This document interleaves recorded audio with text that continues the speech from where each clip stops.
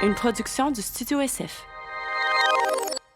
Salut tout le monde! Aujourd'hui, le podcast est commandité par Vive Smoothie. Vive Smoothie, c'est super simple. C'est des petits cubes comme ça, clac, congelés. Tu mets ça dans ton shaker, dans ton pot maçon. Tu rajoutes ton liquide, tu brasses et le tour est joué. C'est merveilleux. C'est délicieux, pas besoin de mélangeur. C'est bio, c'est local, c'est super santé. La protéine est végétale, donc c'est vegan également. On a maintenant 3 saveurs de protéines végétales, toutes plus délicieuses les unes que les autres. On a un code promo, je vais aller le chercher ici, qui en fait, c'est EVIVE Protéine 2. Et avec ça, vous allez avoir un petit bonus sur votre première commande. C'est jusqu'au 29 février, cette offre-là. Et vous allez avoir un shaker et 2 smoothies supplémentaires sur votre commande. N'est-ce pas merveilleux? Alors, allez chercher ça. Comme je vous dis, c'est santé, c'est bon. Pour commencer la journée, un petit smoothie EVIVE, là, rien de mieux. Alors, je vais prendre une petite gorgée pour vous.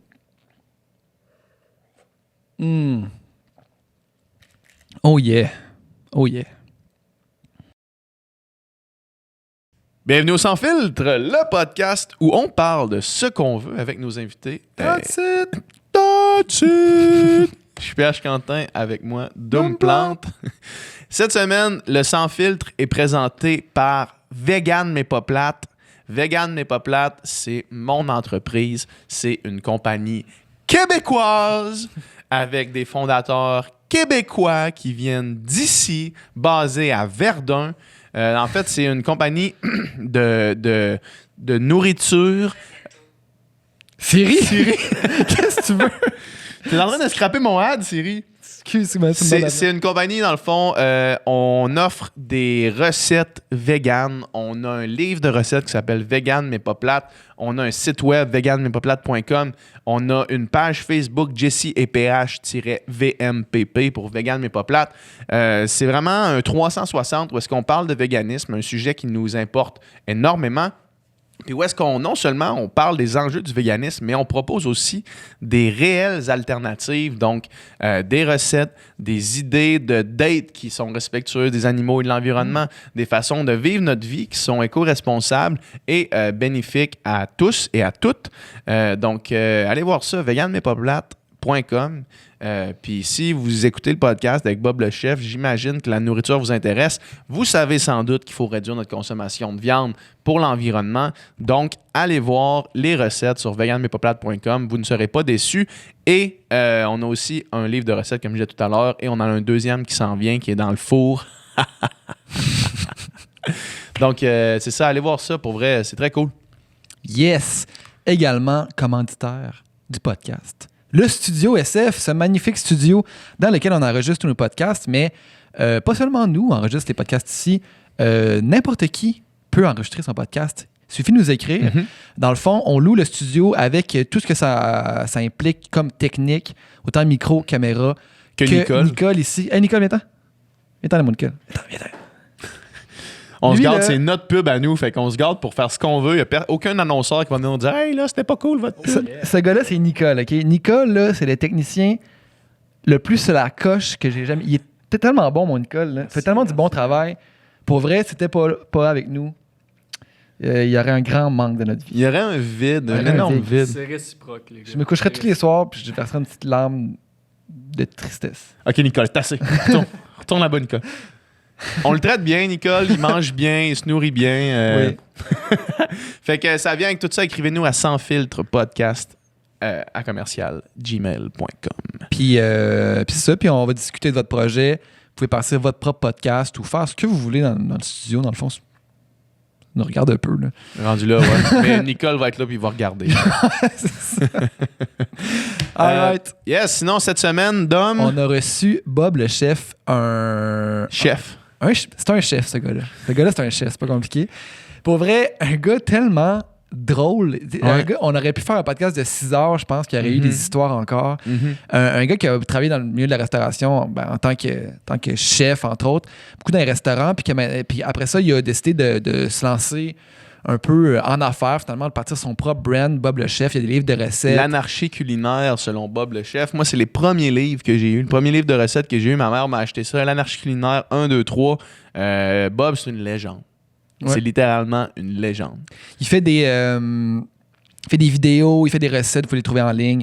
Il fait toutes sortes d'affaires. Il est super le fun à suivre sur les réseaux sociaux. Checkez-le, Bob le Chef. Puis c'est drôle, on a parlé un petit peu dans le podcast, mais Bob, il est un personnage dans un roman, dans un livre qui s'appelle Le Plongeur de Stéphane Larue. J'en parle là parce qu'on a brièvement parlé dans le podcast. Puis depuis qu'on l'a tourné, j'ai finalement lu le roman. Puis c'est tellement drôle de lire cette œuvre-là, qui est une œuvre qui est un peu de l'autofiction. L'auteur, en fait, il raconte sa période, sa jeunesse, où il était plongeur dans un restaurant et un des employés du restaurant en cuisine, c'était Bob. Puis la manière qu'il décrit dans le roman, dans le livre, c'est exactement le Bob que vous allez voir là, devant nous, qui raconte des histoires, qui est drôle, qui est fin, que tu as envie que ce soit ton meilleur ami. Puis un bon segue, en fait, avec ce que tu viens de dire. Ouais. Si vous voulez nous entendre parler du plongeur plus en profondeur, on a fait un podcast Dom et moi ensemble, exclusif à nos membres Patreon. Donc, Patreon, en fait, c'est une plateforme où vous pouvez nous encourager. C'est une plateforme où est-ce qu'on met les podcasts au moment où est-ce qu'ils sont tournés. En ce moment, on a, en plus de tous les podcasts qui sont disponibles sur notre chaîne, on a un podcast avec Kat Bastien, on a un podcast avec Mehdi Boussaïdan qui sont disponibles sur le Patreon. Et on va faire des podcasts comme ça où est-ce qu'on traite justement de trucs qui se passent dans nos vies, dont la lecture du plongeur. Donc, allez voir notre page Patreon. Le lien va être dans la description. On va faire des podcasts où on parle de ce qu'on veut entre nous. That's it. That's it. Exact. Donc, sans plus attendre, on vous laisse avec cette conversation-là avec la légende qui est Bob le Chef. Bon podcast. Have fun.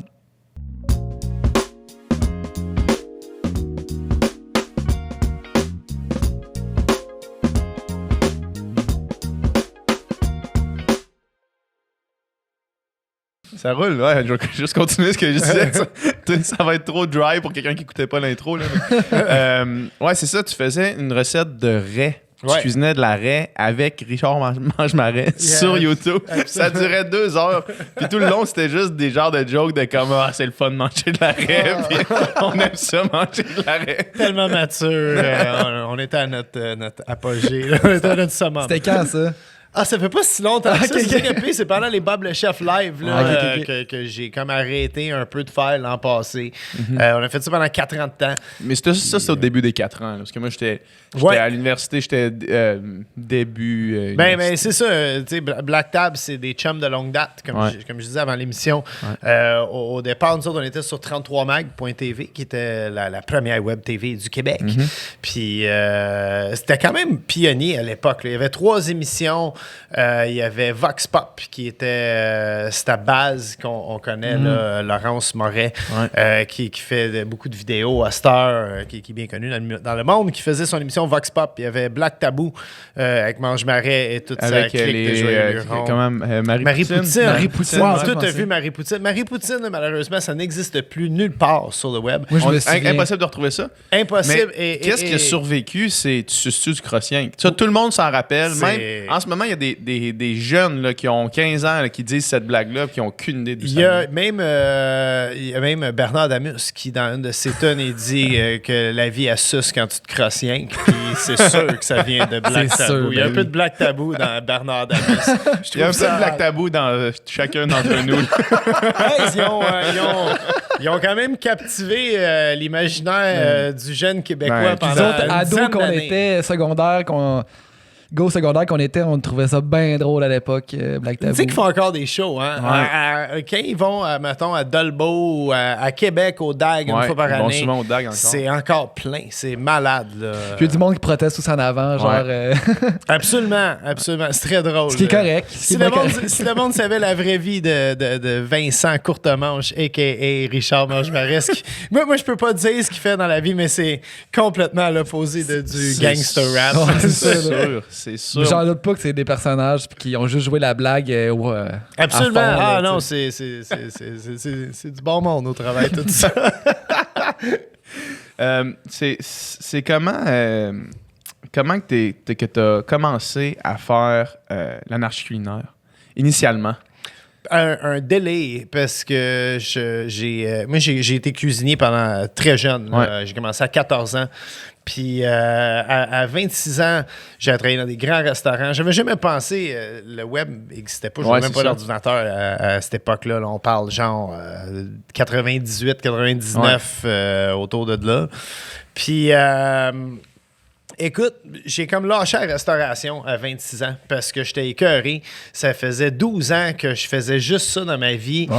Au départ, un moment donné, je trouvais que c'était valorisant. J'avais comme 21, 22 ans. J'étais premier mes chums, si tu veux, qui avait comme un job sérieux. Je travaillais dans les meilleurs restaurants à Montréal à l'époque. Puis il y a de la gratification aussi à l'intérieur d'une cuisine. Là, quand tu montes les échelons. Puis c'est complètement malade. Puis même c'est facile. C'est facile de se laisser, comment je peux dire, emporter par la clientèle. Puis tout, je veux dire, tu sais, mettons, t'as Tiger Woods qui vient manger à ton restaurant. T'as fait, carrément. Tu sais ce que Tiger Woods a mangé. Tu sais qu'il a dépensé 14 000 $, genre, bouteille de vin, un repas sur la table. Mais tu sais ces affaires-là. Puis ça peut facilement t'exciter quand t'es jeune, te stimuler. Puis, mais à 26 ans, tous mes chums commençaient à avoir des vrais jobs. Puis des vrais jobs payants, que t'as des week-ends de congé, que tu peux aller camper. Puis moi, j'étais tout le temps cloué au restaurant. Puis, à un moment donné, je voyais pas où c'était pour mener tout ça. Tu sais, j'étais comme, je vais-tu juste faire ça jusqu'à 40 ans? Puis j'écoutais des documentaires de des chefs qui étaient mes idoles à l'époque. Puis j'étais comme, fuck, il a 40 ans, puis il dit encore qu'il travaille 100 heures semaine. J'aimerais ça, un moment donné, plus travailler. Là j'ai l'énergie pour le faire, mais je commence à moins l'avoir. Puis, je me suis ramassé d'un restaurant qui s'appelle Le Misto. Okay? Le Misto, écoute, c'était comme où des cuisiniers, des bons cuisiniers allaient comme... C'était comme un camp de vacances. Tu sais, t'avais un horaire de... Non, ça n'existe plus. C'est un restaurant, tu sais, t'avais un horaire de 35 à 40 heures semaine. Le boss, écoute, c'était un débile léger. Un super bon gars, mais tu fais facilement négocier avec. Dis, écoute, moi, je vais à l'université, je vais prendre des cours... puis c'était ça mon but, c'était de travailler là à l'université. Je voulais devenir prof. Puis au Misto, j'ai rencontré toutes sortes de monde buzzé. Il y avait d'ailleurs Stéphane Larue qui a écrit Le Plongeur, qui était plongeur à l'époque. Mais Le Plongeur se passe dans un restaurant fictionnel qui j'imagine, calqué sur Le Misto. Exactement. Puis il y a un personnage qui s'appelle Bob dans le... Mais non, puis c'est ça a commencé là. On a commencé à juste parler d'une espèce de délai. Puis là, il était supposé avoir comme 10 personnes qui travaillaient sur le show. Puis finalement, j'ai comme choisi mon clan. Puis j'étais allé avec des chums de skateboard. Puis au travail de tout ça, c'est le monde que je travaille encore avec aujourd'hui, Alexis et Mathilde. Et là, on s'est donné comme un projet concret. Lui, il est webmaster avec sa copine, sa conjointe. Et moi, je suis cuisinier. Comment on peut jumeler nos forces dans tout ça? Et on a pensé à plein d'idées farfelues qu'on pouvait faire sur le web. À l'époque, tu pouvais vendre des recettes. Tu peux faire toutes sortes d'affaires que tu peux plus faire. À cette heure, tout est gratuit.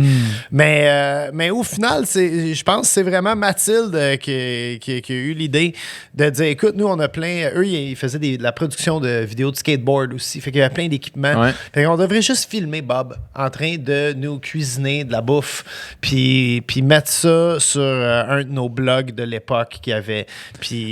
on est early dans l'Internet. Là. 3 mois avant que YouTube existe, si je me trompe pas. Un enfant de même. Eux, ils savent. Moi, j'ai aucun talent de web. Je prends mes courriels, puis Messenger, puis Instagram. Sinon, ça s'arrête à ça. Je mets des filtres. Je suis bien bon. Éditer mes photos avec des filtres. Ça a-tu pogné tout de suite? Ça a-tu été long? Comment ça a la communauté qu'on visait a aimé ça. Puis... je pense, je vais dire le quoi qui va peut-être sonner weird. C'était à l'époque, avant que devenir une vedette. C'était comme the thing to do. Puis t'es influenceur avant le temps. Ouais, mais aucun de mes chums. Tu sais, fait que j'étais comme le premier de la gang un peu qui t'es comme... Tu te fais reconnaître un peu. Là. Yeah! Puis c'est impossible de quand ça commence à t'arriver, c'est impossible de rester humble. Moi, je pense. J'ai eu une pause quand j'avais 27 ans, quand on a commencé le projet, puis le monde me reconnaissait. Je devais être cave. Je suis certain que je me trouvais vedette un peu. Je travaillais dans les restaurants. En plus, c'est une époque de ma vie, je suis extrêmement sur le party. Tu sais, je travaille dans un restaurant où le party règne. Fait que ça brosse, on mélange mélanges ça, un cocktail de dope puis de good times, puis tu te fais reconnaître, ça se peut que tu sois cave un peu. Puis, mais c'est correct, je pense que tout s'apprend dans la vie, puis tu apprends à gérer avec ça. Mais en même temps, c'est bon parce que je pense que ça m'a en même temps donné le goût de continuer à le faire, puis d'être de plus en plus connu. Puis après ça, tu arrives à un certain point où tu te rends compte que c'est complètement cave. D'autres raisons de continuer. T'es complètement ordinaire, puis c'est ça. Être connu, c'est vraiment pas le but de tout ça. Mais tu dis ça se peut, mais tu le sais, dans le fond, que t'as été cave, ou ben, y a-tu des gens qui te l'ont confirmé? Ah, les chums proches me l'ont dit, là. Mais tu sais, je pense... Qu'est-ce que tu faisais? Non, je pense que j'ai bien géré ça, mais peut-être qu'avec mes chums, je me trouvais hot un peu. Ça se peut, peut-être, je me trouvais... Mais tu sais, tout ça est en dessous du pont, ça c'est tout réglé. Avec ceux qui autour étaient d'une là. caisse de bière et 3 périodes de hockey, on s'est dit vraies affaires, puis ça te remet sur place des chums, c'est bon. surtout ceux qui étaient là avant. Là, ceux qui ont vu ça, qui ont fait encore tabarnak, c'est quoi tu fais? J'habite encore en colocation avec un de mes meilleurs chums d'enfance puis sa blonde. Ils ont hâte que je parte. Là, ça s'en vient. Ouais, mon chum s'appelle Tanguy en plus. Ah ouais? C'est un peu drôle. Mais non, ça c'est comme par accident, j'étais supposé. Excusez-moi, là, non, je suis parti, mais... non, on te suit, là. Quand on te suivra pas, on malade. Mais ouais, il y a peut-être 3 ans de ça déjà. Je sortais avec. J'avais une blonde et quand ça s'est terminé, j'étais allé vivre chez un de mes bons chums d'enfance qui avait un gros logement. Puis il m'a dit: viens ici, prends ton temps, remets-toi sur le piton, puis déménage en appart. Puis 3 ans plus tard, encore là, ça a bien fité. Mais je cuisine bien, tu sais. Ben oui, j'étais un bon coloc à avoir. Moi, j'aimerais ça, avoir Bob le chef qui cuisine chez nous. Les soirs, tu cuisines souvent à la maison ou presque à tous les jours. Quand je suis là, je cuisine. Ma coloc, elle cuisine extrêmement bien. Okay. Elle est indienne en plus, donc elle cuisine plein de curry puis de plats végétariens, justement, qui sont. Elle fait son propre fromage, tu sais. C'est. Ah non, elle cuisine comme une machine. Fait que quand elle travaille pas, j'en profite puis je la laisse faire. Mais quand elle n'est pas là, c'est pas mal moi. Le coloc, lui, il va s'occuper du barbecue l'été. Ça, c'est bien sa force. Là. Tu fais-tu, au quotidien, mettons, t'as-tu des recettes go-to que tu répètes tout le temps ou tu essaies tout le temps de faire de quoi qui... Pas que tu n'as jamais fait, mais qui est comme un peu hors de ta zone habituelle. À cette heure, c'est cool avec le web. Tu sais, je me suis monté une bonne banque. On doit être comme pas loin de 1000 recettes sur le site web boblechef.com. Ouais, j'invite tout le monde à aller voir. Mais tu sais, la façon que le web est fait à cette heure avec les stories puis tout, des fois, c'est le fun de faire une recette qui existe déjà. Souvent, je lis les commentaires de tout le monde qui m'écrit, qui me parle de des recettes qu'ils ont essayé, qui ont fait des hits, des misses. Dès que quelqu'un me dit qu'il y a eu de la misère avec une recette, j'essaie de la faire dans la semaine qui vient. Question là, de voir, elle se fait-tu vraiment bien, cette recette-là? T'as réussi, tu y envoies puis tu l'envoies chier. Tu vois, c'est toi qui est pas bon. C'est toi qui nous l'a chier. Mais tu sais, il faut croire, on n'a pas une grosse équipe, on est 3. Hein? Fait que la recette, souvent, elle se fait, moi, dans la cuisine, je fais la recette, je mesure tout, j'essaie d'écrire sur un coin de table au fur et à mesure ce que je fais. Puis après ça, je l'écris en Google Docs que j'envoie à Mathilde qui fait la mise en ligne. Mais ça se peut que des fois, je me trompe. Tu sais, des fois. Ouais. C'est surtout quand je fais de la pâtisserie. Puis là, je me rends compte, mettons, une demi-tasse, c'était pas assez. Je vais en ajouter comme un 3/4 de tasse de plus. Puis là, je vais m'en rappeler. Non. C'est jamais bon, ça, quand je fais ça. Tu prends-tu les photos aussi de ta bouffe ou c'est quelqu'un d'autre qui s'occupe de ça? Oui, puis j'ai pris des très mauvaises photos pendant très longtemps et je vais faire ma groupie. J'ai pris le cours de photos de Alex Champagne. Oui. Et no joke, vraiment, ça m'a intéressé. J'ai peut-être intéressé à la photo, j'ai juste un très mauvais œil. Ouais. Mais ça m'a comme donné des idées simples de comment voir la bouffe, puis de juste me trouver un spot chez nous, que la lumière est toujours bonne à même heure, puis me développer un espèce d'horaire de travail qui était très dur pour moi quand j'ai arrêté de faire de la restauration, parce que toute ma vie, j'ai été un tout croche, mais je savais qu'entre 2 et minuit, il fallait que je sois... C'est là que t'étais. Fallait que je sois le plus drette possible pour être capable de cuisiner pour 200 personnes. Ouais. Des fois, j'étais un peu tout croche là-dedans aussi, mais il fallait que je m'en sorte, tu sais. Mais quand je suis tombé travailleur autonome, me faire un horaire comme ça, c'était... C'est infernal. Absolument, tu capotes. Te lever pour que ta recette de curry soit prête à 10 h le matin parce que c'est là que la lumière est meilleure. Là. Non, c'est pas facile. Là. Exactement. Genre, OK, je vais aller couper de live, faire chauffer ça dans mon poêle quand j'ai juste envie de prendre un café puis manger une toast. Là. Tout semble plus le fun que travailler. Ah ouais. Tu sais, quand t'as vu toutes les quand t'as vu des reprises de Dr. Phil que t'as déjà vu, t'es rendu là, t'es rendu loin un peu.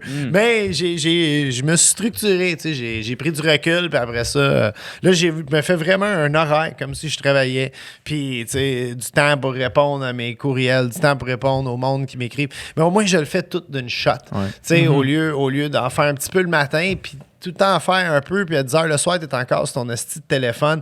Moi, entre 6 et 9, je ne touche pas à mon téléphone. J'écoute un film, je lis un livre. Si ça sonne, c'est ma mère ou la mère de mon fils, fait que je réponds pas. C'est pas de la job, excuse-moi, donc je réponds pas. si Cynthia, la mère de mon fils, elle voit ça en ce moment, elle va dire « Ça me fait chier, tu réponds jamais! » Elle parle pas de même en passant. Elle a fumé trop de temps pour m'entendre ça. Mais justement, quand t'es arrivé, je t'ai posé la question si t'en fais encore de temps en temps du resto puis tu dis plus vraiment, genre vraiment de temps en temps pour dépanner, mais tu sais, parce que le mode de vie est juste infernal. Non, c'est le fun de le faire une fois de temps en temps. Mettons, je fais ça une fois par année. Là. Si quelqu'un a besoin d'un garde-manger un vendredi soir, je vais aller donner un coup de main. J'arrive à 5 h, je pars à minuit. On me paye même pas. On paye-moi une bouteille de vin, je vais venir souper avec une amie, puis on va régler ça de même. Mais c'est le fun à faire. Parce que tu participes à quelque chose, tu es d'une équipe. Il y a comme la course contre la montre, la mise en place, puis après ça, tu rushes. Puis si tout va bien pendant le rush, c'est vraiment le fun. Si le seul sacrage, c'est du sacrage de joie, c'est vraiment cool. C'est comme un genre de ballet, pour vrai, là, parce que tu es vraiment 5 personnes dans un endroit restreint et personne arrive à s'accrocher. C'est rare tu crisses un coup de coude à quelqu'un par erreur. Tout le monde sait où il est allé, puis tout le monde bouge bien. D'ailleurs, c'est gossant quand tu as un cuisinier qui bouge mal dans la cuisine. Ou quand tu as un nouveau cuisinier dans la cuisine, c'est là que ça accroche, là, souvent. Oui, mais tu vas le voir s'il est bon. S'il se met dans le coin puis il se tasse du chemin, mais s'il est dans le milieu puis il tourne sur lui-même, là, il y a du chemin à faire pour qu'on le garde. C'est rough en Chris. Moi, j'ai travaillé un an à Cage au Sport dans la cuisine de la Cage au Sport. Là, puis qui est une excellente école de formation. Oui, vraiment, parce que premièrement, tout ce qui est normes de salubrité, c'est comme t'as pas de meilleure place que ça. Là. J'aurais pu manger mes affaires à terre, littéralement. Là, il y a la standardisation aussi. Oui, exact. Tout le temps faire pareil. Ouais, tout est pesé parfaitement. Tout est, je me rappelle à amener, c'était les mardis des wings qui sont pas chers. Là. Ouais. Puis là, moi, je sortais les wings, puis je traitais les wings de la même façon que je traite les wings tous les jours. Puis là, mon gérant est venu me voir, il fait « Hey, les wings le mardi, là, c'est du caviar. » Il dit « Là, faut que tu leur donnes de l'amour. » Fait que là, après ça, moi, je donnais de l'amour à mes wings. C'est vraiment... c'est effectivement, quand tu dis « Quand tout va bien, c'est hot. » Mais quand il commence à avoir une espèce de tension un peu merdique, puis un petit peu de power trip de certains cuisiniers, parce que moi, j'étais jeune, j'étais à plonge / en arrière dans un four de wing, justement, puis là, t'as comme un cuisinier qui est là, qui a 35 ans, moi j'en avais 16, puis que là, lui c'est le king of the place. Ça, c'est de la merde là, pour le jeune de 16 ans que j'étais. Là. C'est terrible. Pour vrai, ça met une ambiance vraiment poche. Ouais. Mais j'étais chanceux. Comme toi, moi, j'ai commencé au Giorgio. Puis là, je n'avais des de même, tu sais, du monde, des petits Joe connaissants, tu sais, puis même si c'est complètement cave ce qui te montre, tu sais, ben oui, c'est ici, ça. il faut que tu tartines le beurre de sens, là, pas de l'autre sens. Tu sais, vraiment des affaires complètement... J'ai exactement cet exemple-là. Là, on passait la mop, puis c'était comme, OK, là, tu passes la mop de ce côté-là. Quand la mop est propre, est sale, tu tournes la mop de l'autre côté, tu le passes de l'autre côté. Là, c'est ça que je faisais. Non. Faut que tu le fasses comme ça. Mais souvent, dans ces restos-là, ils ont des gérants, puis tout, puis il y a beaucoup de monde qui te casse le cul dans ces affaires-là. Quand tu vas dans l'autre gamme, c'est cool, parce qu'il y a un chef, puis personne te parle. Tu sais, si une serveuse ou un serveur ose comme critiquer un plat, au garde-manger, le chef s'en mêle, puis all hell breaks loose. C'est le chef qui parle. Puis au misto, ben j'étais chanceux, c'était moi le chef. Ouais. Fait que, puis je pense que j'étais un correct chef. Je pense que la plupart du monde m'ont trouvé sympathique. Ben, en tout cas... Mais il doit y avoir un autre monde qui ont trouvé que j'étais un truc. Mais s'il y a un client qui trouve que la viande est pas bien cuite puis qui te ramène ton assiette, puis là, la serveuse, elle vient te voir comme chef puis elle dit « Ouais, le client est pas content, il se passe quoi? » Écoute, c'est le client qui a tort ou c'est toi qui a tort? Je te le jure, c'est ma fierté de te dire qu'en 24 ans, je me suis fait virer 2 steaks. No joke, dans toute ma carrière. Pour la cuisson? Il y en a un que j'étais vraiment dans le champ. C'était un bien cuit. J'étais le lendemain de veille, puis le gars, il voulait genre médium. Puis je suis comme... Et médium steak là, puis il est revenu avec, puis je le méritais pleinement. Mais l'autre à ce jour, je dis encore que c'est moi qui avais raison, qui était médium saignant. Parfait, man. Il connaît rien de client. Pour ceux qui ont pas vraiment jamais fait de cuisine, moi j'ai trouvé, puis tu me diras qu'est-ce que t'en penses, j'ai trouvé que le plongeur était extrêmement représentatif. Absolument. De ce qui se passe. Ben, il décrit... il décrit jusqu'à l'odeur. Puis c'est vrai que quand tu n'as pas cuisiné longtemps dans une cuisine, tu rentres, il y a une odeur particulière dans la plonge, dans la cuisine. Les détergents, l'espèce de mélange. Mélange de détergent et de gras qui est... c'est quelque chose pour vrai. Mais Steph, il l'a vraiment canné comme du monde, pour vrai. Là, mais il y a... c'est un bon mélange de fiction et de vérité, ce livre-là. Parce que j'en ai parlé beaucoup avec lui. Tu sais, comme la question qu'on me pose le plus, c'est est-ce que Bébert existait? Lisez le livre, pour vrai, là, si vous... C'est un chef-d'œuvre. Ah, absolument, absolument. Et Bébert, il existe, bel et bien. Vous devriez... Quelqu'un devrait inviter Bébert à un podcast. Faut trouver Bébert, faut que tu me donnes son contact. Absolument, il existe. À sa fête, il n'y a pas longtemps. Puis c'est un joyeux luron, Bébert. C'est un Christy de bon gars. Là. En fait, moi, j'ai comme un peu pris sa place au Misto quand lui, ils l'ont sacré dehors. Puis l'histoire, comme elle est contée dans le livre, c'est pas mal ça qui est arrivé. Ça qui s'est passé. Absolument. Puis, mais de la façon, moi, je sais quand j'ai lu le livre, je dis la façon qu'il décrit la cuisine ou ce que je plaçais mes trucs, c'est toute la vérité. Ouais, puis les mouvements, puis l'expression qui était utilisée souvent d'un critique littéraire en parlant de ce film-là, c'est de ce livre-là, pardon, c'est un bateau dans la mer qui brasse, là, en pleine tempête. Là, puis là, t'embarques là-dedans, puis tu sues, tu pues, t'es gras, ça brasse, tout le monde. Moi, je vois ça un peu plus glorieux. Moi, je voyais ça comme un show rock. On était un band de musique, puis à tous les soirs, on avait la foule qui venait. On savait jamais quel genre de foule qu'on était pour avoir, mais on savait qu'à la fin de la soirée, le rock band devrait être sous puis gelé. Dans tous les cas, on est à l'arrière, puis on est défoncé. Mais c'était une belle époque. Tout le monde s'en est bien sorti en plus. Là, fait que, c'est ça aussi. Moi, j'ai une amie, une de ses amies, elle a été cook dans les restos pendant comme 4 ans. Puis mon amie a dit en joke, mais elle prenait pas de coke, fait qu'elle a décidé d'arrêter. Mais tu sais... ça dépend t'es où. Okay? C'est probablement que c'est une exagération, mais tu sais, comme dans le sens de dire que le style de vie n'est pas pour tout le monde. Là, ça, absolument. C'est un style de vie fast-paced. Mais quand je travaillais haut de gamme, dans des restos beaucoup plus haut de gamme, on travaillait beaucoup trop pour se péter sa poudre. Tu pouvais pas faire ça. Je veux dire, tu travaillais 70 heures semaine. T'avais pas le temps de récupérer. Je veux dire, tu travaillais, tu dormais, lave, rinse and repeat. C'était ça ta vie, pas mal. Mais tu sais, quand je suis arrivé au Misto, je suis arrivé comme dans une époque de ma vie aussi où j'avais peut-être un peu plus le goût de décrocher. J'avais plus le goût de faire du 70 heures semaine. J'avais le goût de quoi d'un peu plus relax. Puis je me suis vite rendu compte que c'était le restaurant qui... Pour faire ça. C'était le restaurant qui donnait la mauvaise réputation à tous les restaurants. On était des tannants. Puis je pense pas que personne était plus tannant. C'était juste un... Collectivement. À ce moment, dans l'univers, ces genres de 12 personnages-là sont alignés et ont fait la fête pendant un bon 3 ans de temps solide. Là. Aïe, aïe. Mais écoute, c'était moi, en tout cas, j'ai pas de regrets. Non, mais c'est tout derrière moi, cette époque-là de ma vie. Mais des fois, j'aime pas... Des fois, j'en parle pas full parce que j'ai l'impression que je devrais être moralisateur puis dire au monde, tu sais, comme, vous devriez pas faire ça, puis tout, mais tu sais, je dis pas que je le referais, mais pendant le temps que je l'ai fait, j'ai eu beaucoup de fun à le faire. Ouais. Tu sais, fait que j'aurais de la misère comme prêcher le contraire. Ceci étant dit, faites pas de drogue. là, toi, t'as un petit gars. Ouais, un petit gars de 10 ans. T'as un petit gars de 10 ans. Ouais, mais il va être 10 ans dans 2 semaines. S'il fait de la restauration, vas-tu l'encourager à faire de la restauration? Et il va faire n'importe quoi qu'il veut. Ouais. En autant qu'il aille à l'école puis qu'il essaye le plus fort qu'il peut, ça me dérange pas. Ouais.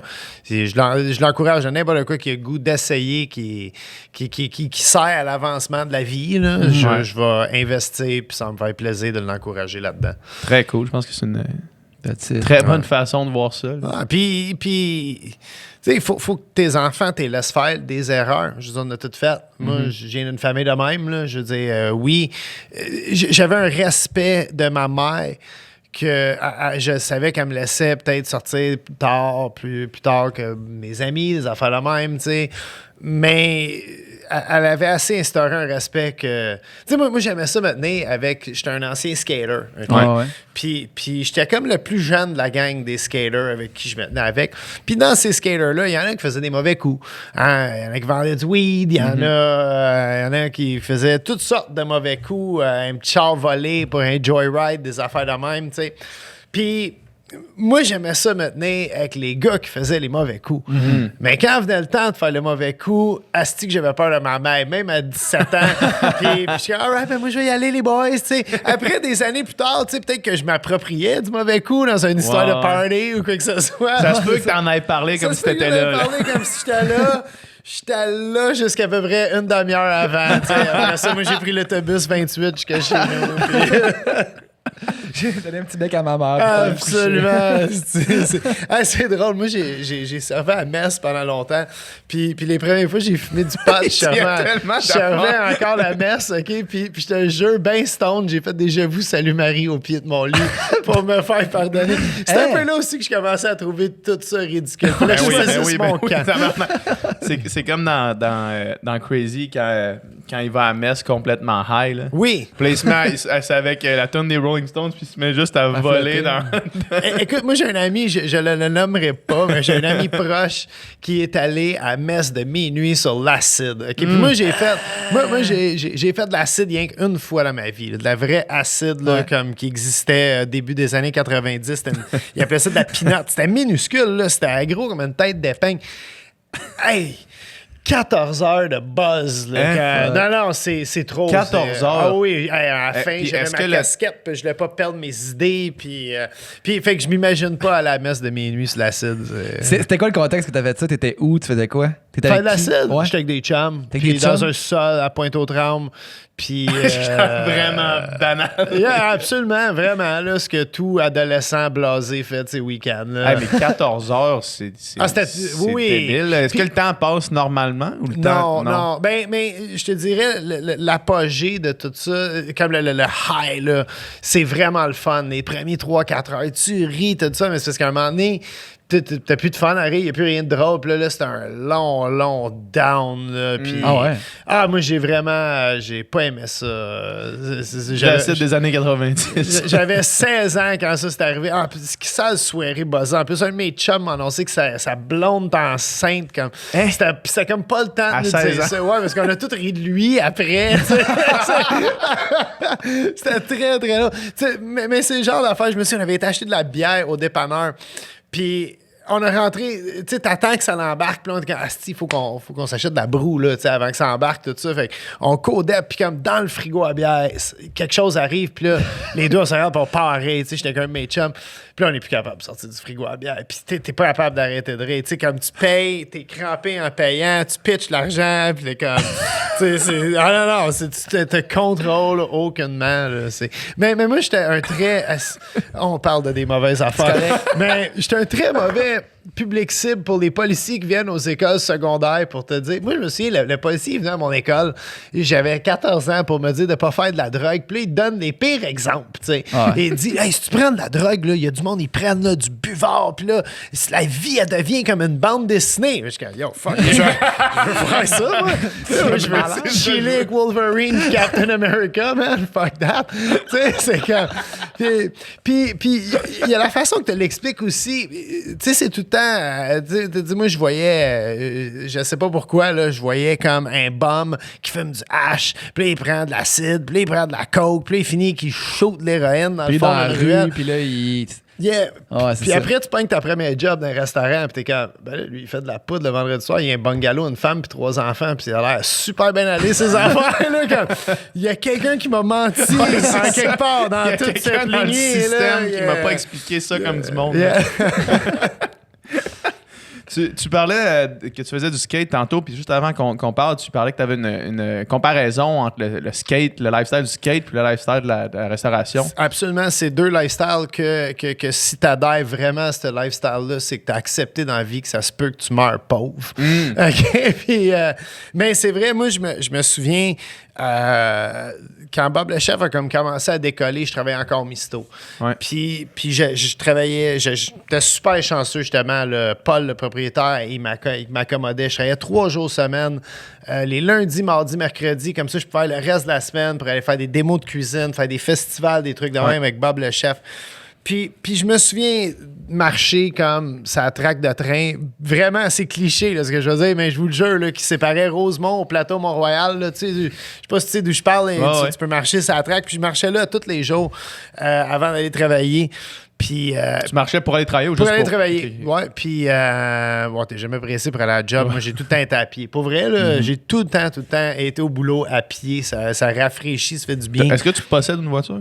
Maintenant, oui. Okay. Ça fait juste 3 ans. Ah ouais, OK. Ouais, une belle Toyota Corolla. Bon, Ouais. c'est pas parfait. Mais, j'aime les chars. C'est juste mon premier char. Non. J'ai mis tellement d'argent dans le vide que là, je me suis acheté un char fiable. Mais oui, je me souviens d'être sur cette traque de train et vraiment accepter le fait que j'avais 35-36 ans puis que j'avais pas beaucoup d'argent dans mon compte de banque puis que c'était probablement la retraite, c'était comme pas quelque chose qui était pour m'arriver dans la vie, que je travaillerais jusqu'à ma mort. Puis vraiment d'être à l'aise avec ça. De me dire, yeah, man, sauf que je vis une esti de belle vie. Je fais des affaires que, tu sais, la plupart du monde n'a pas la chance de faire. Puis moi, j'ai choisi ça, puis je l'accepte pleinement. Puis je pense que quand tu t'investis comme le skater, moi, je trouve, tu sais, ça s'en va aux Olympiques, mais moi, je suis de la vieille école qui trouve encore que c'est une espèce de style de vie. Même si je skate plus, je pense que je me considère encore un peu comme une espèce de skater. Ouais, dans l'âme. Dans l'âme, moi, toute ma vie, je vais passer à côté d'un set de marche ou d'une rampe d'escalier et je vais m'imaginer un truc. C'est malade. Ah. J'étais au Mexique la semaine passée, puis je roulais en char, puis j'étais comme, c'est d'avoir mes jeunes jambes, tu sais, je serais capable de faire ça là, puis en tout cas. Tu sors-tu ton skate encore de temps en temps? Mon kid, il traîne dans les skateparks, fait que depuis l'an passé, je me suis dit, why not? Je vais m'y remettre, mais tu sais, le ratio, c'est 2 bières par kickflip. C'est ça mon ratio quand je vais au skatepark. Ok, 2 fois plus de bière que tes clips. Absolument, qui se fait. Fait qu'il y a des soirs, je bois une bière et demie, ça veut dire qu'il n'y a pas grand-chose qui est rentré.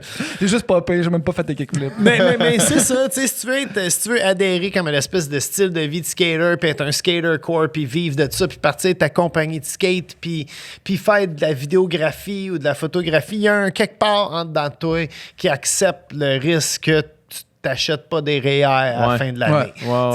Puis je trouve qu'être cuisinier, c'est... Ça ressemble à ça. Absolument. Il y a beaucoup de monde, des fois, parce que t'es à la TV, puis ils pensent que t'es riche. Ça, c'est sûr que... cette espèce de mythe-là. Puis ça fait vraiment... man, j'ai commencé cette année à mettre de l'argent de côté pour ma retraite. Là, puis même, je trouve que je suis quand même chanceux à 43 ans de pouvoir commencer à le faire. De me dire, au moins, j'ai plus de dette dans la vie. Puis tout. Mais pendant longtemps, c'était loin de ma tête, là, mettre de l'argent de côté pour mes vieux jours. Là. Je pourrais être cuisinier jusqu'à temps que... Je sais pas.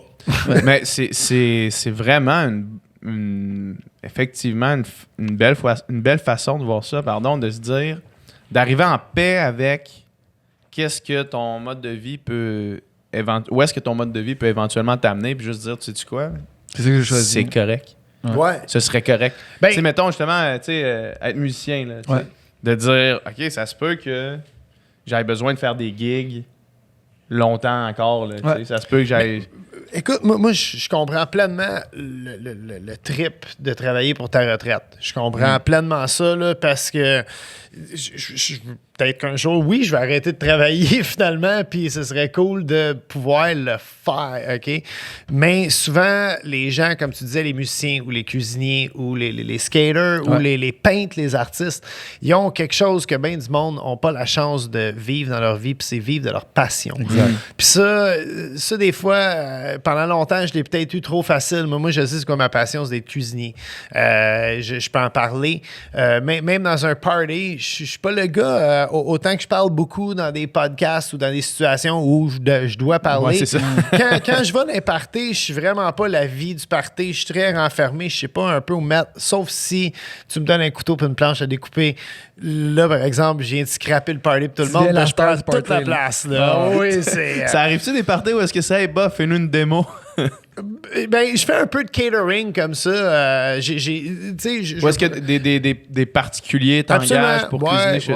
C'est le genre d'affaires que je ferais. À cette heure, en plus, je suis comme chanceux, puis j'en faisais comme random, mais là, je me suis comme ramassé une petite banque de clients. Tu sais, j'ai pas le goût d'en faire plus, mais tu sais, c'est quoi? Moi, je suis un pigiste dans la vie, fait que des fois, décembre, janvier, c'est des mois un peu plus rough. Fait que dans le temps des fêtes, je fais une couple de party de Noël, puis j'aime ça, justement, ça... Je tombe dans le jus un peu, un petit rush, il faut que je fasse ma mise en place. C'est le fun aussi de jaser avec le monde. Je suis un gars très terre à terre, fait que le monde aime ça beaucoup, jaser de cuisine, puis ça me fait tout le temps plaisir. Là, T'arrives là tout seul? Souvent, ouais. Ça dépend. J'ai une assistante qui est ma coloc. OK. Ah, ta coloc indienne? Ouais. Puis si j'ai besoin d'un coup de main, souvent, elle va me donner un coup de main. Mais mettons un groupe, là, jusqu'à 15 personnes, je suis capable de gérer ça quand même. Comment, mettons que moi, je veux faire un party, je veux que tu viennes 15 personnes, là, c'est où que je t'écris? Sur Instagram. Ben non, mais toi, je pourrais t'écrire sur Instagram, mais là, je demande, mettons, pour quelqu'un qui sur Messenger, je lis toutes mes affaires plus vite que mes courriels. Ouais. Mais mon père, pour la fête de ma mère, il y avait le restaurant L'Aviateur à Québec. L'Aviatique? L'Aviatique, Okay. pardon, qui est aussi en fait, c'est dans le gare du Palais, là, avec le resto aussi, okay. le charbon. Ouais. Puis il y avait le chef de ça, j'ai oublié son nom, le chef de l'Aviatique, puis il offrait ces genres d'affaires-là. Puis mon père, pour la fête de 50 ans de ma mère, il l'avait fait venir chez nous, là, puis on était comme 7 ou 8, là, puis c'était un assez bon chef, puis il avait amené tous ces trucs, il avait cuisiné dans la cuisine de ma mère, puis comme le deal, c'était qu'il montrait à ma mère ses recettes, puis qu'est-ce qu'il faisait, là. C'était malade mental. Puis après, il mangeait avec nous, tu sais, il s'assisait pour les... C'est malade. L'Aviatique, pour vrai, moi, je fais de la musique dans la vie, puis j'ai joué dans crissement des restos, là. Fait que tu manges là. Puis l'Aviatique, man, c'est une des meilleures places. Juste pour faire une petite plug, une petite affaire. Quand j'avais pas mon char, je sais exactement c'est où, parce que la gare du Palais, je débarquais tout le temps là, soit en autobus. C'est fermé, je pense, maintenant. C'est vrai? Oui, c'est ça, ils ont fermé, puis ils ont ouvert un nouveau resto à Sainte-Foy, genre. Ouais, je pense que oui. Va l'affaire. Ouais. Mais, man, c'était preuve que incroyable. c'est pas facile. Non, mais non. Le meilleur Général Tao que j'ai mangé de ma vie, c'était là. Ouais. Parlant de resto, c'est drôle parce que parlant de resto où j'ai joué, man, il y a une place, je la nommerai pas, là, mais c'est une place à Québec, genre, c'est à Sainte-Foy, puis tu sais, c'est vraiment reconnu, là, sa grosse réputation, ce resto-là. Puis je jouais de la musique là, genre en 2014. Puis tu sais, c'était genre, on se promène à travers les tables acoustiques avec la guitare, on chante des tunes au monde, là, collés sur le monde, tu sais. Puis le boss là-bas, tu sais l'ambiance du plongeur, là, que ça bourdonne, puis que genre tout le monde s'écrie après, puis que c'est crissement tendu, là. Man, je l'ai tellement vu là, cette ambiance-là, puis le boss qui est là, je me souviens à un moment donné, on chantait Bonne Fête à peu près 12 fois par soir. Là, parce que les serveuses venaient nous voir, puis allez, j'ai une fête à telle table, là, venez-vous-en, il faut faire la fête. Puis là, t'arrives là, puis là, faut que tu fasses le Bonne Fête le plus enthousiaste de ta vie. À chaque fois. 12 fois par soir. Puis là, je me souviens, à un moment donné, on avait fait une Bonne Fête, puis là, le proprio, le boss, il était là, puis il nous avait vu, man. T'es venu nous voir. Là, c'est plus que ça, là, plus intense que ça. Puis là, c'est genre, ils nous avaient été une coche à cause qu'on n'avait pas chanté Bonne Fête assez intensément à son goût. Puis c'est drôle parce que je m'en venais ici, je suis parti de Québec à matin. C'est tough chanter Bonne Fête comme déprimé, là. C'est pas comme une toune d'Evanescence. C'est ça. Bonne Fête version Kurt Cobain vers la fin, là. Non. Comme c'était au Bye Bye l'an passé, là, tu sais. Safia Nolin qui chantait toutes les chansons de party avec Safia Nolin, puis c'est comme Agadou, déprimé. Mais c'est drôle parce qu'en m'en venant ici, je suis parti du Québec, puis j'avais une amigo, là, une passagère, puis elle travaille là, dans ce resto-là en ce moment. Elle dit, ce gars-là, man, il a pas changé, puis genre, tu sais, ça, man, tu casses un verre, puis là, puis il crie après parce que t'as cassé un verre, puis c'est genre, tu sais, justement, l'ambiance de Pirate Ship qu'on parlait tantôt. Ça se perd beaucoup, ça s'en vient, c'est sur le déclin, beaucoup. J'espère. Il y a beaucoup de restos, il y a beaucoup de. Mais tu vois, t'espères, moi Non? oui puis non. OK. Oui puis non. Écoute, moi, là, quand je voulais devenir chef haut de gamme, j'étais travaillé dans un resto qui s'appelait le Méditerranéo parce que je connaissais la réputation du restaurant. C'était un des restaurants les plus tough à travailler dedans à Montréal. Il fallait que tu sois un tough pour travailler là. Puis il y avait autant de filles. Ça, c'est pour ça que t'es allé. Oui, parce que j'étais t'as là dit pour ça, ça. Puis ça je suis va me rentré là, former, puis il y avait Steve. exactement. Moi, je vais apprendre des meilleurs, puis je suis rentré là, puis c'était une équipe. Il y avait genre 7 gars, 3 filles. Puis, wow, man, attache ta tuque. Là. Puis ça, c'est quelque chose, je l'ai déjà dit, mais ce que j'aime de la cuisine, c'est que le monde extérieur n'existe comme pas pour les cuisiniers parce qu'on passe beaucoup de temps en cuisine, on vit de ça, mais comme l'espèce de débat sur les sexes, tu sais, les femmes sont payées le même prix que les gars en cuisine. Même que les serveuses, en cuisine, ouais, mais même que dans un restaurant comme tel, en restauration, là, les femmes sont souvent plus payées que les gars. Là. Absolument, dans le cas du service vis-à-vis le cuisinier. Mais tu sais, c'est ça, il y a vraiment un... C'est cool la cuisine pour ça. Tu sais, il n'y a pas de. Y a pas, on regarde au-delà des races, des sexes, puis c'est comme. C'est juste une famille, la cuisine, puis tout le monde. Ça, c'est quelque chose que j'ai bien aimé. Mais quand j'étais là au Méditerranéo, c'est ça. Moi, je voulais aller là parce que c'était tough travailler. Puis il y avait 2 chefs en cuisine. Puis c'est capoté parce que j'ai appliqué. Il y avait une annonce dans la presse. Ils cherchaient jamais du monde des journaux. Ça, c'est vers quel âge que tu avais? 22 ans. OK, à peu près. Début 2000, là, à peu près. Puis, en tout cas, j'arrive, puis j'ai une entrevue pour aller là. Puis à l'époque, il n'y avait pas de web, rien. Tu sais, tu allais porter ton CV en personne. Puis j'avais juste une chemise à cette époque-là dans la vie. Elle était blanche, puis tabarnak, elle avait une tache dessus. Fait que j'avais pas l'argent pour m'acheter une autre chemise. Fait que j'ai mis du liquid paper sur ma chemise. No joke, OK? Puis j'avais juste une ceinture, puis c'était une ceinture à stud. Puis là, je suis comme, fuck, je mets la chemise d'un pantalon, puis j'assume la ceinture à stud, ou j'ai l'air un peu plus sloppy. Fait que j'ai assumé la ceinture à stud, le liquid paper sur la chemise. Puis je te jure, les deux chefs, ils ont spoté les 2 affaires pendant l'entrevue. Puis je pense que c'est ça qu'ils ont dit. Lui, il veut vraiment un job. Comme il a caché une tâche avec sa seule cravate. Puis il en a besoin. Carrément, exactement. Puis c'était extrêmement rigoureux de travailler là. Là, comme vraiment tough. J'en ai fait de l'eczéma, OK? Tellement que c'était tough. Mais quand je suis sorti de ce calvaire culinaire-là, j'étais vraiment un meilleur cuisinier. Puis j'ai vu des cuisiniers qui ont passé par là. Puis je dis pas que tout le monde, tous les restaurants de la planète, ça devrait être comme ça, mais il faut qu'il y ait une certaine rigueur en cuisine. Et écoute, je comprends que peut-être qu'il y a quelqu'un qui est plus sensible aimerait ça, devenir cuisinier. Écoute, moi, je compare la cuisine à une armée autant qu'un band de rock. Là, ça peut être tout ou rien, là, mais c'est ça, t'es peut-être pas dans le bon métier. C'est ça, il y a un tri qui se fait direct là, dans le fond. Et quelque chose de très impoli à faire, c'est d'aller en quelque part puis vouloir changer un système qui est implanté. Si tu vas dans un resto, ça veut pas dire que tu vas te faire créer après si tu étudies en cuisine. Il y a plein de places que c'est plus chill. Puis il y a plein de jobs qui sont vraiment intéressantes là, en cuisine. Tu peux aller travailler. Tu sais, moi, ce qui m'a attiré au début, c'est que tu peux voyager. Je veux dire, quelque chose qu'on a en commun partout sur la planète, c'est qu'on bouffe. Fait que tu vas tout le temps avoir un job en quelque part. Puis si tu es un passionné de cuisine, laisse-toi pas décourager par des histoires de te faire crier après. Il va avoir les chaussures à ton pied, mais ce que je recommande aux gens de pas faire, c'est d'aller quelque part qu'il y a une certaine rigueur, fierté de ça, puis dire, ben là, eux autres, c'est trop tough, puis ça devrait pas être de même le métier. Non, ça devrait être de même chez eux. C'est pour ça qu'ils font la meilleure crise de bouffe de la ville, parce qu'ils sont tough avec les employés, tu sais, puis ils cassent. Puis une fois que t'es cassé, par exemple, tout est chill, tu vas prendre la bière avec le chef le soir, puis ce qui se dit dans le service, c'est comme un match de hockey. Je vais comparer la cuisine à tout aujourd'hui. mais tu sais, ce qui se dit sur la glace, c'est dit sur la glace, là, puis à la fin de la game, on s'en va. La main quand même. Exactement. C'est ça, puis c'est ça que, mettons, la fille avec qui je jasais tantôt, elle dit ce gars-là, en parlant du boss du resto en question, Est-ce que c'est un resto où est-ce que j'aurais fréquenté une serveuse? Oui, ouais, c'est ça, ce resto-là. J'essaie de voir, c'est quoi le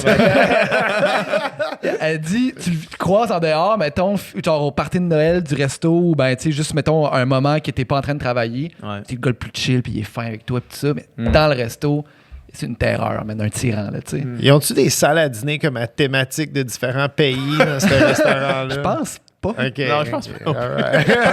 On essaie juste de réduire tranquillement.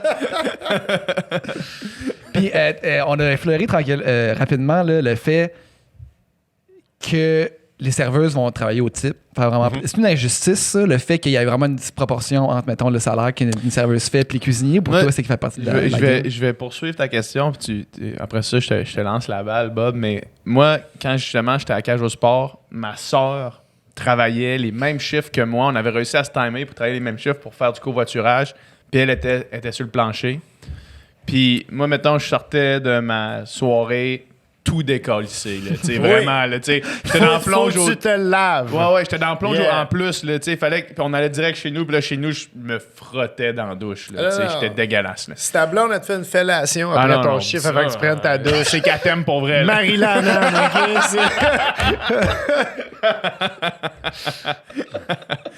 Puis tu sais, mettons, je revenais chez nous, moi, j'avais fait, je sais pas, 8 heures, mettons, j'avais 80$, là, parce que j'étais à 10$ de l'heure, tu sais, puis là, ma soeur, elle sortait de là avec 250, 300$. Puis elle était encore, elle aurait pu sortir dans un club, là, après sa journée. Là. Elle était encore toute pimpante, là, son maquillage a tenu, puis... Écoute, ça n'a pas d'allure. Ça n'a pas. Ouais. Tu sais... Je suis plus là-dedans. Fait que prendre position, ça me fait chier.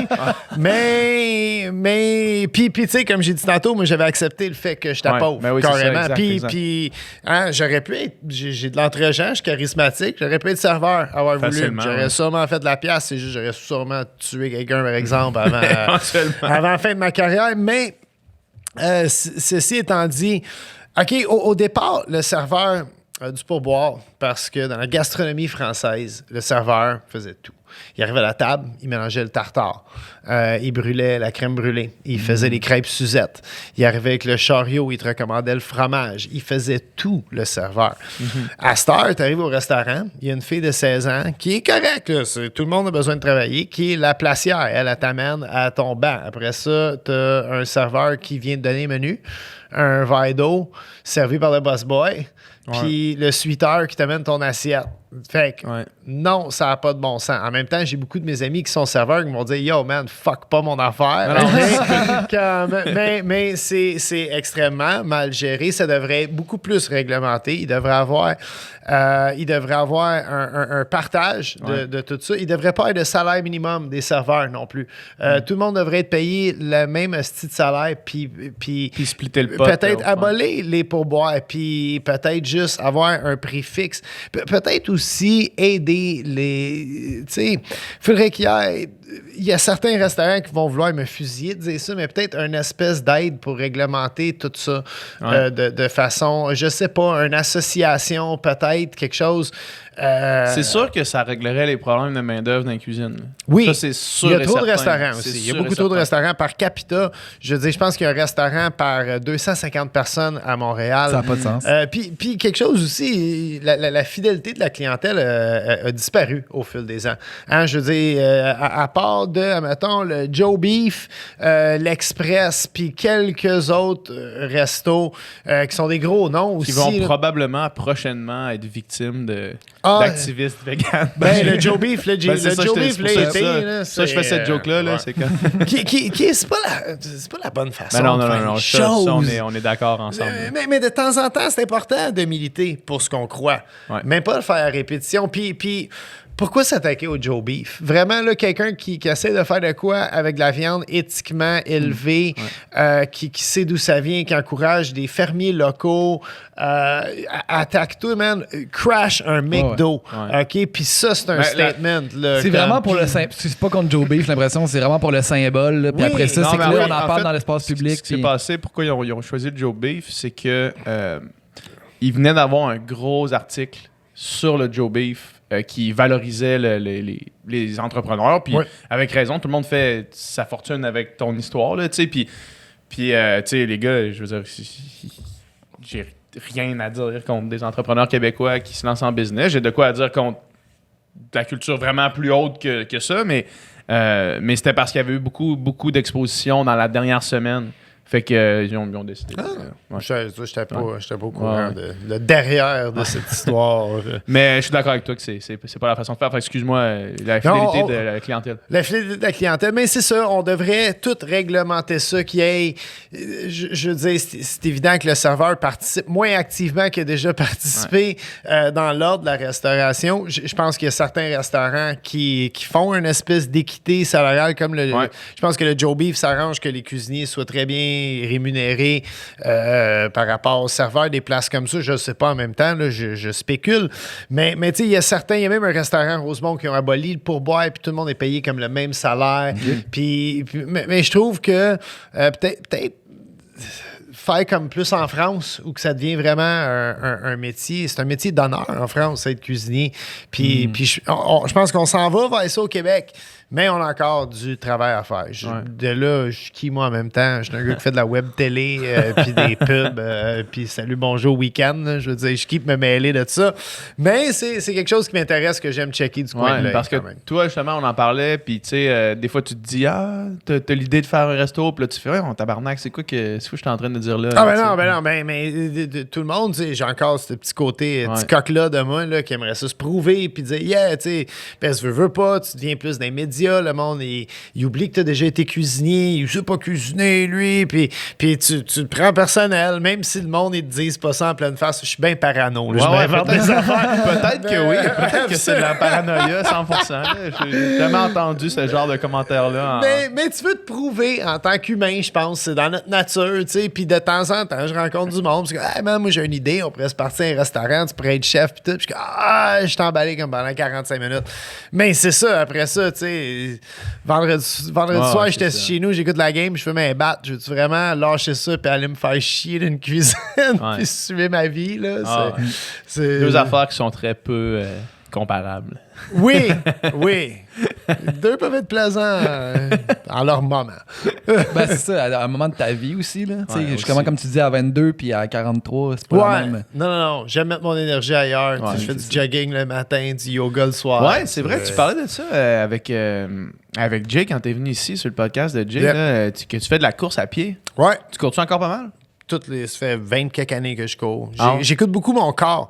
Moindrement que j'ai mal. Comme ça, là, la semaine passée, j'avais un contrat à Québec. Puis j'aime ça. Ils m'ont payé un bel hôtel. Fait que j'ai profité du gym. J'ai jamais personne dans un gym d'hôtel. En plus, moi, je suis tellement pas de gym. En plus, je suis comme...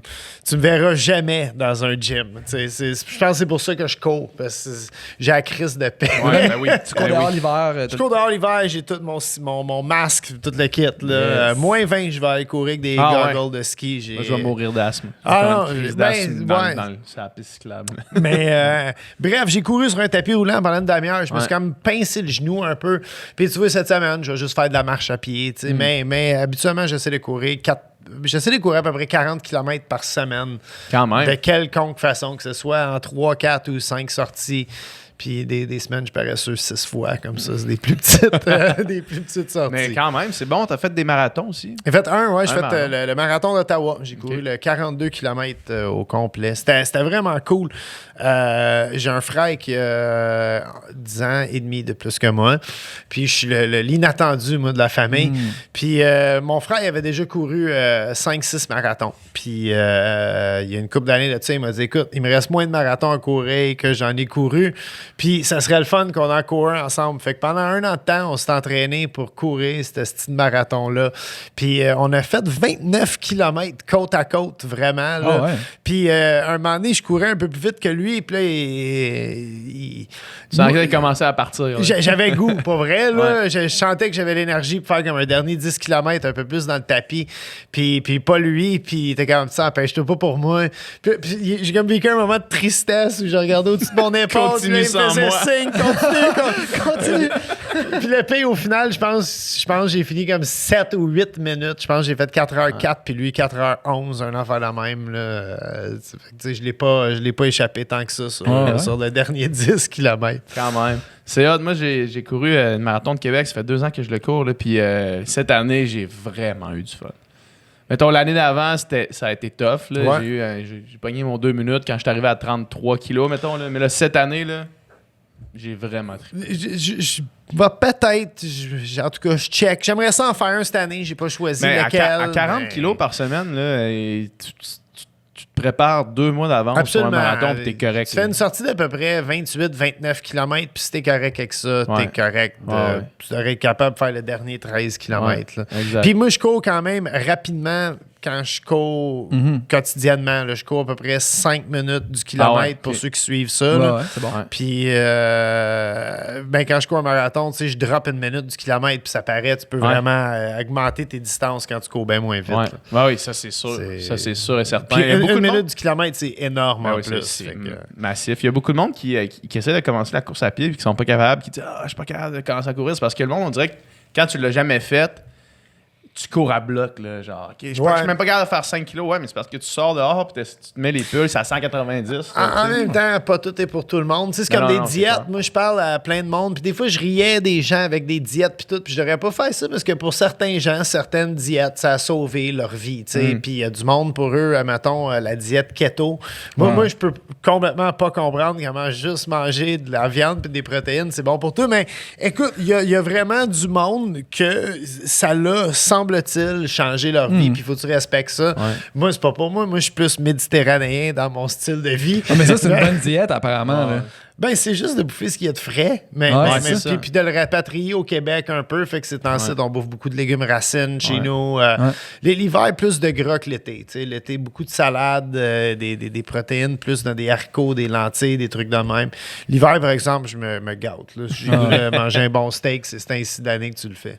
L'autre jour, on a déjà sur le podcast un gars qui s'appelle Bernard Lavallée, là, c'est un nutritionniste. Je sais pas si tu Oui, connais. ben oui, il est tellement Nutritionniste. cool. Et- Je pense qu'on l'a très- reçu Je l'ai encore, jamais hein. rencontré, mais je sais c'est qui. J'ai son livre chez nous. Ouais. Ouais, puis il va revenir bientôt d'ailleurs aussi. Puis, tu sais, lui, il est vraiment justement l'approche anti-diète, puis juste comme, tu sais, manger des aliments non transformés, cuisinés, Oui, tu c'est sais, ça. boire de l'eau, tu sais, vraiment des trucs super simples que t'as pas besoin de savoir tous les nutriments, puis toutes les affaires, puis toutes les affaires de super aliments, puis de ci, puis de ça. Genre, C'est une t'as pas approche qui est aussi confortante pour monsieur, madame, tout le Puis monde. l'autre jour, il a fait un post Facebook, justement, puis c'était comme, guys, juste un petit rappel que, C'est ça, genre, à ce jour, la science n'a pas encore trouvé de diète miracle. C'est vrai, absolument. Puis genre, lui, il parlait pour la perte de poids. pour la perte de poids, il n'y a pas de diète qui s'est démontré que sur le long terme va fonctionner. La plupart des diètes, on remarque que les gens, après quelques années, reprennent les livres qu'ils ont perdus. Puis donc, genre, on va arrêter là, de ce Tu peux débat-là. le faire si vraiment t'étais pas actif, tu mangeais vraiment mal, tu te mets à bien manger, puis tu fais de l'exercice. Ça se peut que tu perdes du poids, Ben mais oui, c'est ça. il va faire que tu sais, faut jamais t'arrêter. Mais c'est ça, c'est ça. Il n'y a pas de genre, fais un mois de boire ces shakes-là, tu vas perdre 10 livres. Des cures, Genre, des ça, cures ces désintox, affaires-là, là. c'est comme, C'est non. pour ça que je fais jamais le mois à jeun, parce que je sais que je vais juste recommencer au mois de mars. Mais c'est ça, mais Mais l'affaire... ça c'est quand tu le fais, quand tu fais des affaires de même, tu peux te rendre compte à quel point un effet immédiat, tu peux en avoir dans n'importe quelle diète. Tu sais, mettons que moi, demain matin, je tombe keto. Là. C'est sûr que keto vegan, ça va être impossible à tenir. Là. Ouais. Mais mettons que je tombe keto, c'est sûr que si j'arrête de manger des pâtes pendant 2 semaines, je vais perdre du poids. Là. Oui, c'est ben oui. sûr. Même chose avec n'importe quel, tu sais, mettons le mois sans bière. Là. C'est sûr que si j'arrête de boire de la bière pendant un mois, Ça paraît être je mon vais petit gras de perdre bedaine, un là. petit gras de bedaine automatiquement. Tu sais. Puis c'est Ouais. le même principe dans tout. Là. Fait que c'est juste de... Tu sais, une diète comme justement la diète cétogène, c'est tellement restrictif. C'est tellement restrictif. Tu sais, moi, même si je mangeais de la viande, là, je me vois pas cuisiner sans légumes ou sans fruits. Mais là, tu sais, même non. quand je fais des démos de cuisine, moi j'aime ça de temps en temps faire une petite recette de dessert pour montrer aux gens justement, check là, on se cuisine des brownies là, même si c'est nous autres qui le fait là, check la Check ce qu'il y quantité a de dedans. sucre Ouais. que je mets dans ça. Tu sais, mais dis-toi une affaire, hein. si moi je mets ça de beurre puis de sucre, imagine le produit transformé. Ben oui. Il met la Ouais, même oui. quantité de ce que moi je viens de mettre, mais de version plus Version crap. de marde, là. Carrément, Du il va shortening, mettre là. du shortening puis du fructose, tu sais, Ouais. ou de l'huile de palme, Ouais. genre, qui est... tu sais, Un désastre. Puis c'est là que je trouve que c'est important de justement se réapproprier nos chaudrons. Tu sais, au Québec, là, on est la place la moins américanisée. Puis pendant un bout, j'aurais dit pareil du Mexique, mais j'arrive de là. Puis c'est fou comment eux autres, ils ont comme tous les produits de marde des États-Unis sont dompés au Mexique. Puis on est chanceux au Québec, moi, je trouve, d'avoir toute cette agriculture, d'avoir tous ces produits locaux. Ben Je veux oui. dire, si tu te promènes un peu au Québec, là, dans la région du Saguenay, ils font les meilleures bières, les meilleurs fromages. Ouais. Tu vas aller sur la Côte-Nord, les meilleurs fruits de mer que la planète a à offrir. Je veux dire, partout, on a une spécialité au Québec, puis je trouve ça important qu'on profite de ça. Puis c'est pas compliqué. Le Québécois moyen, même, tu sais, on parlait que je faisais la diète végé pour un mois. Ouais. Manger frais au Québec, c'est encore une des rares places que c'est moins cher que manger de la bouffe transformée. T'acheter un brocoli, un chou-fleur, une poche de patates, d'oignons, du lait, du beurre, de la farine, t'as de quoi pour faire une semaine complète de repas. Puis c'est pas cher, pour vrai. Là. Bon, je ne crée pas qu'on peut nourrir une famille de 4 pour 70$. C'est pas là que je m'en vais. Mais se faire sa propre bouffe, puis c'est la meilleure façon, justement, de trouver une espèce d'équilibre dans tout ça. Là. Ben, 100%. ça ajoute, tu sais, premièrement, tu vas manger mieux parce que tu vas manger des vrais aliments. Deuxièmement, tu vas encourager ton économie locale. Absolument. Tu vas avoir un impact écologique moins grand parce que les aliments parcourent moins de distance. C'est un win-win-win. là, tu sais. Oui, tout à fait, 100%. Puis il y a beaucoup de... Tu sais, on a beaucoup de produits qui se font ici. Moi, je pense au tofu. Là. Le tofu Ouais. est fait en Beauce. Là. Mais il y en a, là. Il y en a. C'est esti, fucké que il y la en Beauce a. fasse du tofu. Il me semble que c'est pas la place pour faire débile, ça. là, comment il y a du tofu qui vient de Beauce, puis il y a une grosse pénurie. On dirait C'est à cause de Looney et son tofu magique. Ben, je pense. Chris, il y a eu un Jean-Philippe et enchaînement, Looney, il y a eu un enchaînement d'affaires là, ouais, Looney avec son tofu magique qui a été remis en fait qui est arrivé quand le tofu général Tao de Ricardo puis de Jean-Philippe ont comme explosé aussi en même temps là, ça l'a amené que tu trouvais plus de tofu nulle part. Là. Ce qui est une bonne affaire, c'est ça. C'est chiant quand tu cherches du tofu par exemple. Absolument. Là, toi t'as arrêté de faire la semaine, le mois VG? Je suis plus dans. Je fais attention à ce que je bouffe à l'année longue. Ouais, non. Puis C'est une bonne façon de faire ça. En bout de ligne, ce qu'on disait, c'est que c'est ça. Tu sais, c'est les bonnes habitudes. C'est pas une affaire de un mois ci, un mois ça. Là, tu sais, c'est juste Exactement, les bonnes c'est habitudes.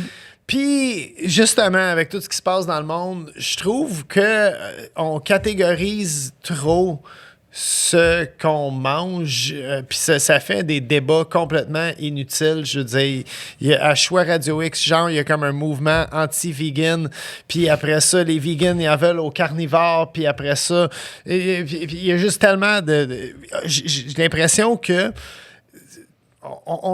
on devrait évoluer au-delà de ce qu'on... Oui, you are what you eat, mais il faut arrêter de se mettre dans des clans renfermés. Genre, je ne comprends pas. D'accord. Moi, j'étais à l'école secondaire, puis il y avait les fresh, il y avait les skaters, il y avait les rapaces. rockers, carrément. Il y avait tous les alternatifs. Il y avait toutes ces affaires, puis je trouvais ça tellement compliqué pour rien. Ouais. Puis je me disais, est-ce que ça va être cool? Au moins, à l'âge adulte, j'aurais pas à délai avec ça. Puis je le deal encore pay, j'ai l'impression.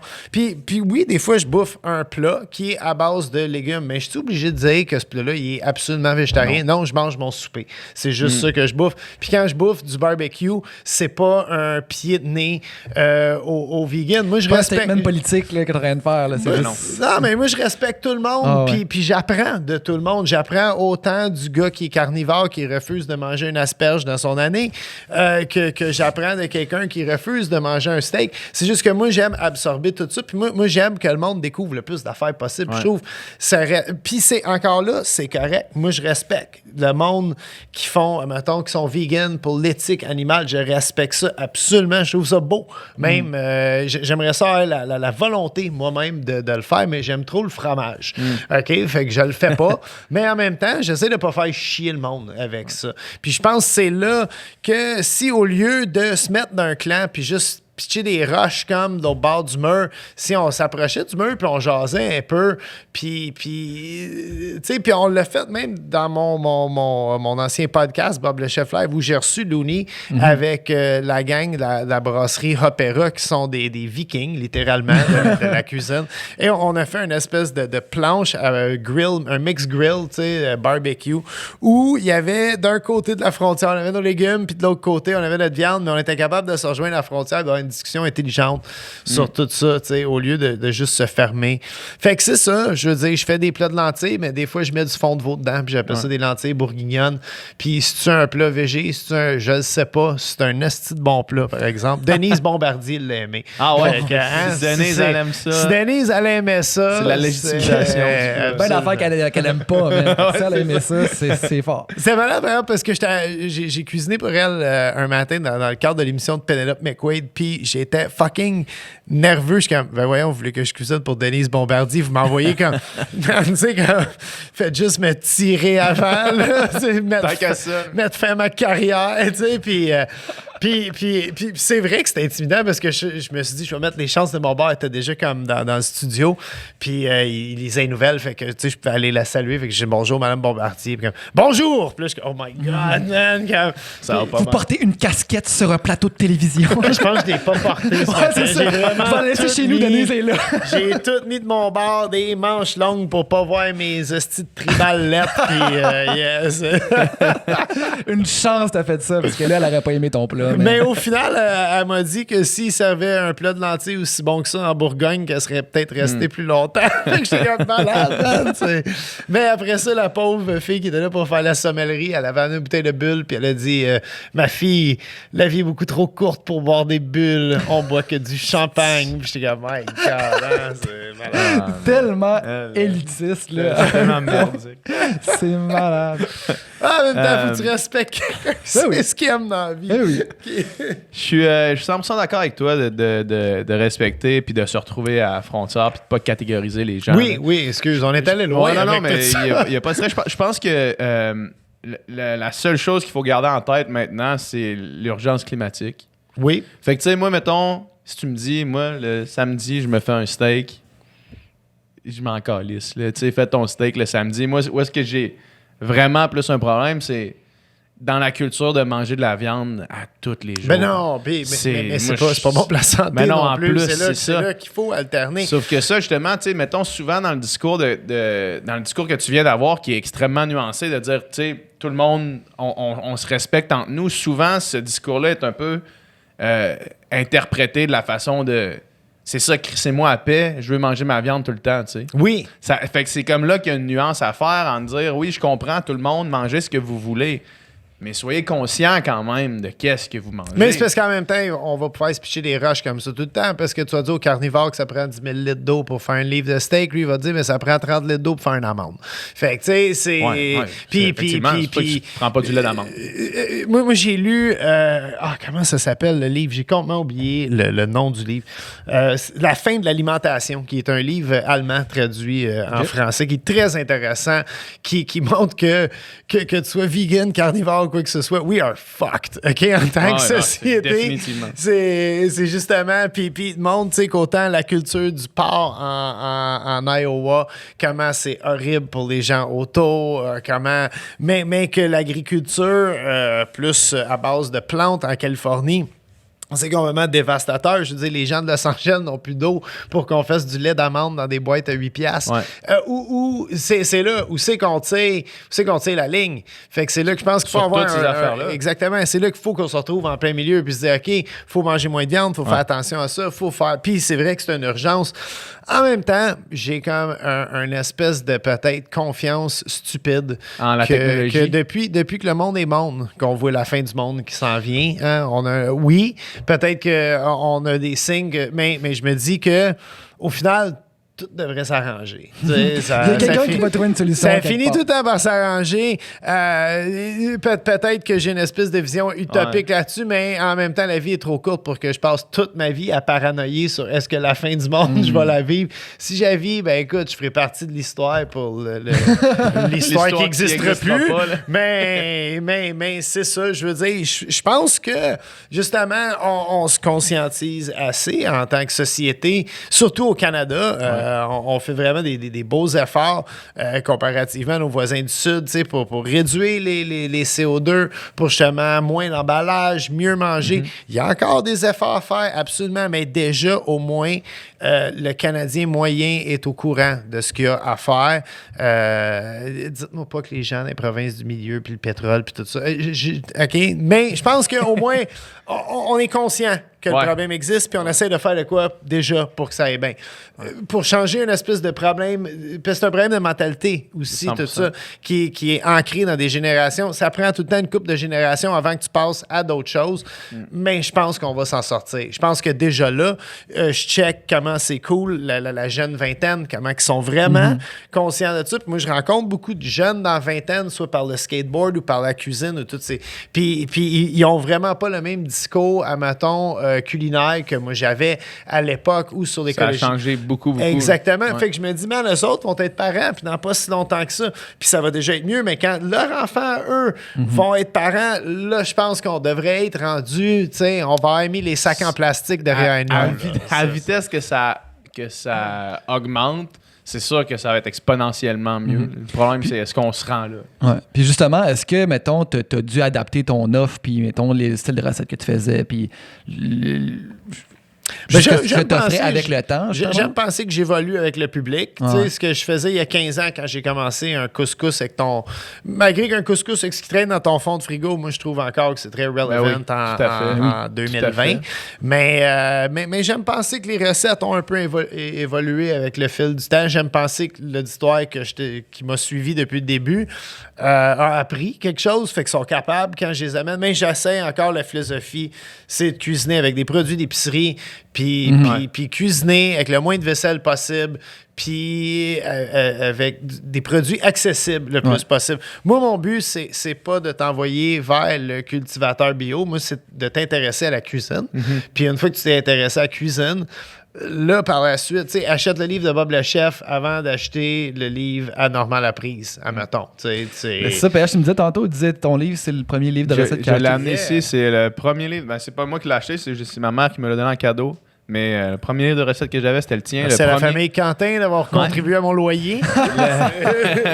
le premier, en fait, j'étais 3. Puis à chaque fois qu'il sortait, je l'achetais. Puis pour vrai, c'est en partie pourquoi je me suis intéressé à la cuisine. D'être capable de faire crème. OK, ces recettes-là sont vraiment accessibles pour moi qui était un adolescent qui s'intéressait un peu à ça. Puis une fois que tu découvres ça, que tu découvres vraiment la base, puis c'est pas tout le monde qui l'a, là, tu sais, je réalise ça plus je vieillis, de comme juste la base d'une recette, mettons, là, juste de faire revenir ton oignon puis ton ail, mettons, de base. Là. C'est pas tout le monde qui a ce réflexe-là pour booster une sauce ou quoi que ce soit, tu sais, puis ça, c'est en partie grâce à Bob le chef. Merci. Puis après ça, ce que tu disais par rapport au bio, là, c'est qu'une fois que tu ouvres cette porte-là, là, puis tu ouvres une boîte de Pandore, là, de dire, OK, là, maintenant, je suis capable de cuisiner. Maintenant, je m'intéresse à la qualité de mes aliments. Exactement. Puis la qualité des aliments, ça fait toute la différence. Mais c'est parce que si tu commences avec ça, moi, je trouve que tu perds tout de suite. Tu perds tout de suite ton auditoire. Je veux dire, prendre quelqu'un qui ne sait pas cuisiner ou à peu près pas, puis commencer à essayer de l'intéresser à les poules de la ferme Leclerc, je dis n'importe quoi, j'invente un nom. mais c'est loin pour lui. Tu sais, fait commence avec un produit. Puis aussi, quand tu commences à cuisiner, commence avec des recettes qui coûtent pas cher. Comme ça, si t'en manques, tu scrapes 9 piastres. Tu sais, tu avais une liste d'épicerie en plus dans un de tes livres. Dans le premier livre. Ouais. Le premier livre, je trouve, Alexis Brault a fait un excellent travail. C'est c'est mon partner qui a pas mal tout structuré, pensé, là. Moi, j'ai fait les recettes. Ouais. Mais comme toute l'espèce de structure que ce livre. Tu avais comme une liste d'épicerie en début de livre qui te permettait d'avoir de la bouffe pour une semaine complète. Puis c'était vraiment bien budgété. Puis à la fin de la semaine, si tu respectais cette liste-là, puis les recettes qui étaient liées, si je me rappelle bien. Ouais, Là. ça, c'est dans le deuxième, ça. Yes, c'était la semaine avant la paye, quand tu te serres la ceinture. Ah ouais, OK, c'est ça. T'avais une épicerie. J'ai mélangé tu deux fais affaires. faire, tu peux carrément faire, je pense, 28 recettes. Puis il n'y a rien qui se Il y en a perdait. une ou deux qui se tiennent plus ou moins là, dans toute cette affaire-là.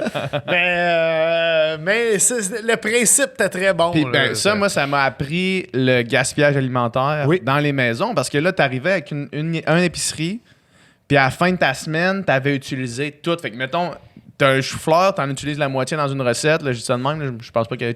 Peut-être qu'il y a des chou-fleurs, je m'en rappelle plus. absolument. Tu coupes le chou-fleur en deux, tu en utilises la moitié dans une recette. Ben, souvent, dans ta vie de tous les jours, quand tu y repenses pas, tu retrouves le chou-fleur dans le fond de ton frigidaire, puis il est noir. Là, Ben, encore ce jour, sur le site web, si tu suis, mettons, la publication des recettes, c'est vraiment parce que le site web, c'est moi qui cuisine chez nous. Toi, t'achètes tes c'est- affaires, puis tu peux. Absolument. Ah, là, j'ai encore une moitié de chou-fleur. là. Ben, carrément. Fait que tu vois, avant Noël, j'ai fait beaucoup d'affaires avec du babeur, mais j'étais quand même là, j'ai acheté 2 litres de babeur. J'ai pas le goût d'en crisser 1,5 litre aux poubelles, tu sais. Ouais. Fait qu'on va clencher. Ça, on va faire 5 recettes que tu peux mettre du babeur dedans. Comme ça, quand tu vas l'acheter, mais tu vas avoir une couple d'options pour passer le reste de ton truc. Puis ça aussi, c'est quelque chose, tu sais, dans les discours. En 15 ans, je veux dire, le monde ne voit plus le gaspillage alimentaire comme avant. Le monde, ils veulent que les affaires soient le moins emballées possible. J'ai compris. Moi-même, 100%. j'aime bien mieux aller d'un endroit où je peux acheter des produits frais puis amener mes propres sacs. Puis, Ouais. tu sais, moi, je suis de la vieille école qu'au début, je trouvais ça comme weird. Ah, ouais, je m'en vais à l'épicerie, je me traîne un sac, tu sais, comme... Mais à cette heure, j'entends des affaires... Je peux pas comprendre qu'on le fait pas. Ouais. C'est Ah ouais. tu sais, c'est correct d'oublier ton sac chez vous, de prendre un sac en plastique une fois de temps en temps.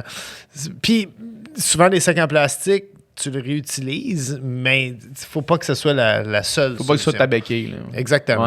Ouais. Mais ça, non, vraiment, d'être capable de budgéter une épicerie sur une semaine, ça m'a servi énormément. Encore C'est aujourd'hui, important. quand je rouvre mon fridge et qu'il reste des affaires, il n'y a rien, pratiquement rien que je mets dans le compost maintenant. Là. Tu sais, tout passe. Puis ça, c'est par savoir cuisiner. Puis ça te coûte pas mal moins cher au final. C'est capoté. Non, non. Vraiment. Ouais. Puis le compost, c'est quand même cool, tu sais, comme la solution ultime, tu sais, mais au moins, on a l'option à cette heure de faire ça. C'est fou, chez nous, moi, je cuisine énormément avec des queues de fraises, puis je veux dire, on en passe, ça. Fait que moi, je remplis le bac à compost une fois par semaine, puis je remplis un truc de récupération une fois par semaine, mais les poubelles, c'est fou. On a un demi-sac par semaine à 3 personnes, puis c'est fou comment on jette rien. Ouais. Si tu le fais bien, tu sais, puis c'est sûr, moi, je comprends, chez nous, à journée longue à cuisiner, fait que oui, j'ai plus le temps de le faire que le monde qui travaille de 9 à 5 puis qui arrive puis qui ont été chercher leur kid à la garderie. Je sais c'est quoi cette réalité-là. Mais on a quand même tous les outils pour le faire puis ça se fait quand même bien. Puis c'est juste de s'organiser quand tu cuisines. Moi, quand je cuisine à cette heure, là, j'ai le petit bac à compost. Il est tout le temps sur le comptoir. À côté de toi. Fait que tac, tu mets ça Carrément, là-dedans. comme si c'est pas loin. Puis toutes tes pleurs, mais en même temps, mes pleurs, je les garde souvent pour faire des fonds de volaille, des trucs de même. En tout cas. Ouais. Mais en tout cas, c'est une histoire pour une autre journée. C'est quoi tes projets ce temps-ci? C'est quoi qui occupe tes journées, ton temps, tes affaires? C'est exactement la question que j'allais poser. Ah ouais, bon.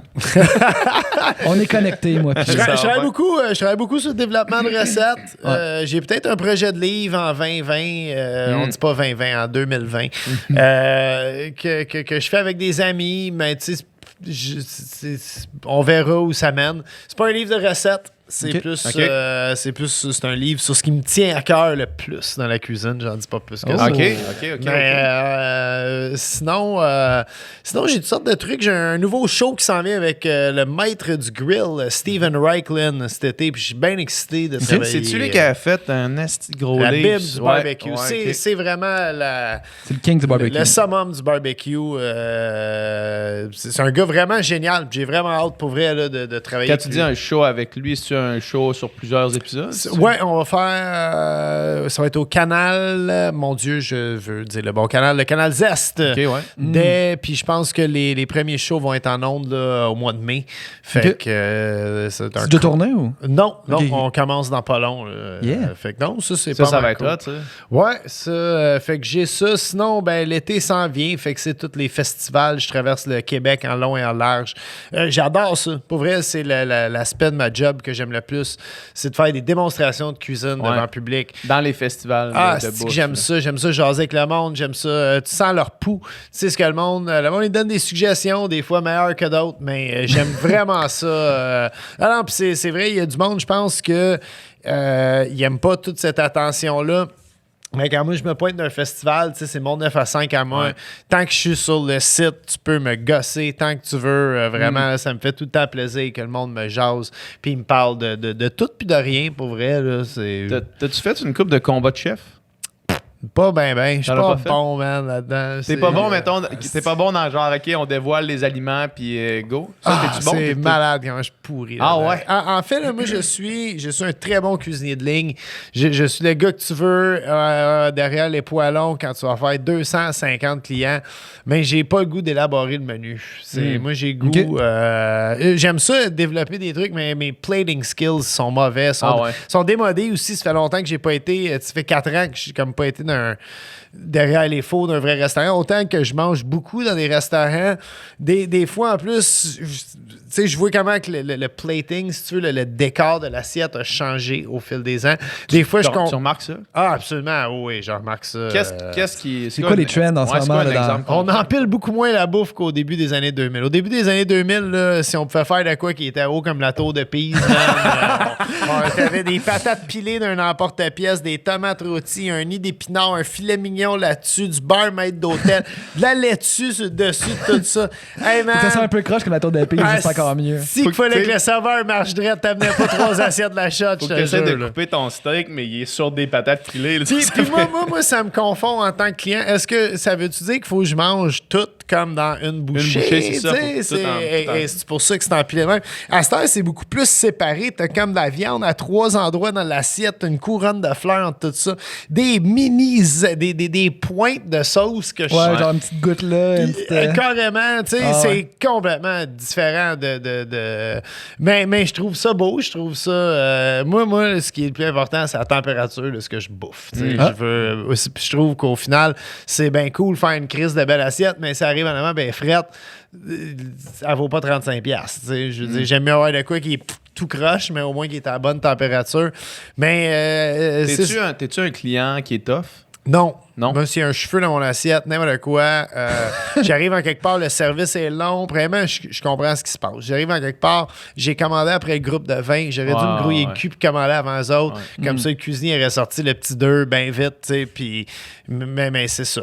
Non, je suis vraiment pas difficile. Si c'est pas bon, justement, on a assez de variétés. Jamais que je vais me plaindre. Si c'est pas bon, je vais dire merci, bonsoir, je retournerai juste pas. Ouais. C'est tout. Là. Puis assez. Mais en même temps, ça m'arrive vraiment rarement de pas aimer ce que je bouffe, parce que je vais tout le temps au même crise de... J'ai comme 4 restaurants. Toi, la fidélité, c'est pas ton problème. Là. Ah non, mais c'est vrai. Là. Je veux dire, moi, je vais dans une place manger des sandwichs qui s'appelle Slovenia. Okay? Puis c'est une charcuterie-boucherie. Puis ils font des sandwichs à différentes viandes fumées. Tu peux avoir porc fumé, veau fumé. Tu peux avoir un mélange spécial. Il y a 5 sortes de viande de sandwich. Tu peux pas en manger 2, OK? Et je vais là depuis que je suis kid.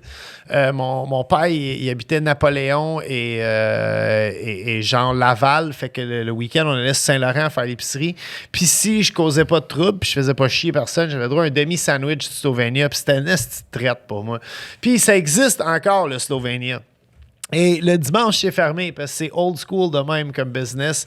Et si j'ai goût d'un sandwich à saucisse fumée le dimanche, il y en a à côté à Vieille Europe qui sont exactement pareils, mais j'irai jamais. Puis je me sens mal. C'est le Slovenia qui me nourrit en saucisse. That's it, that's all, personne d'autre.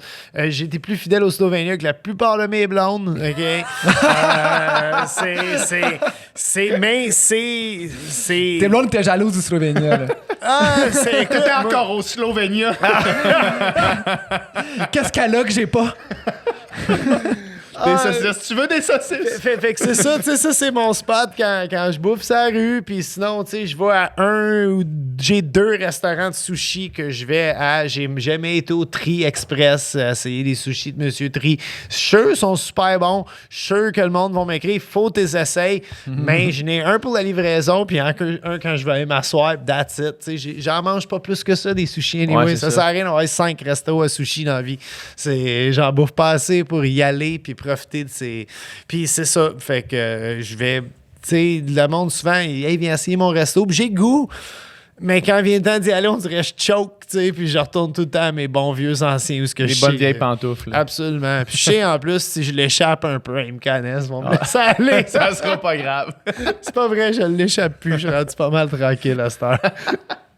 C'est quoi mettons, le monde qui vient à Montréal, mis à part ceux que tu viens de nommer là, c'est quoi les musts pour quelqu'un qui nous écoute, qui vient à Tu vas Montréal aller, de temps tu vas aller en au temps? Mousseau. Tu vas aller au Mousseau, absolument. Qui est sur quelle rue? C'est, le Mousseau, c'est incroyable. C'est genre Ontario et en fait... c'est-tu Amherst? Je veux pas dire... C'est-tu Amherst ou Saint-Hubert? C'est Ontario Amherst, si je me trompe pas.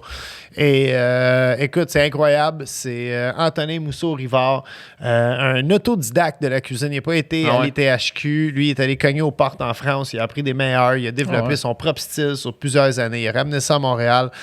Moi, je le suivais sur Instagram avant qu'il ouvre son restaurant. Et on est un peu issus du même milieu. On connaît du monde en commun. Fait que c'est de même que je l'ai découvert. Et je me souviens, je regardais ses plating skills à lui, son Beyond. Là, ouais? Oui. Et je me disais, wow!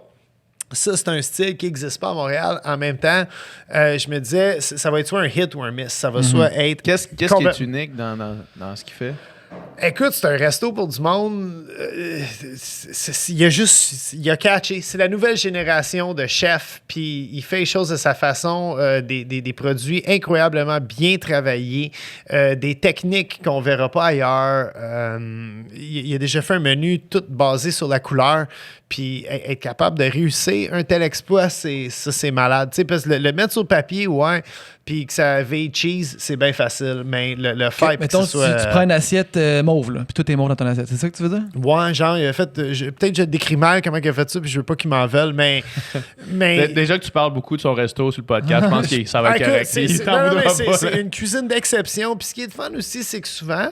moi, j'aime ça, aller dans des places de même aussi, comme le Européa par Jérôme Ferrer, tu sais, mais chez Européa, c'est classique français pincé. Le monde ont des beaux tailles, des nœuds papillons.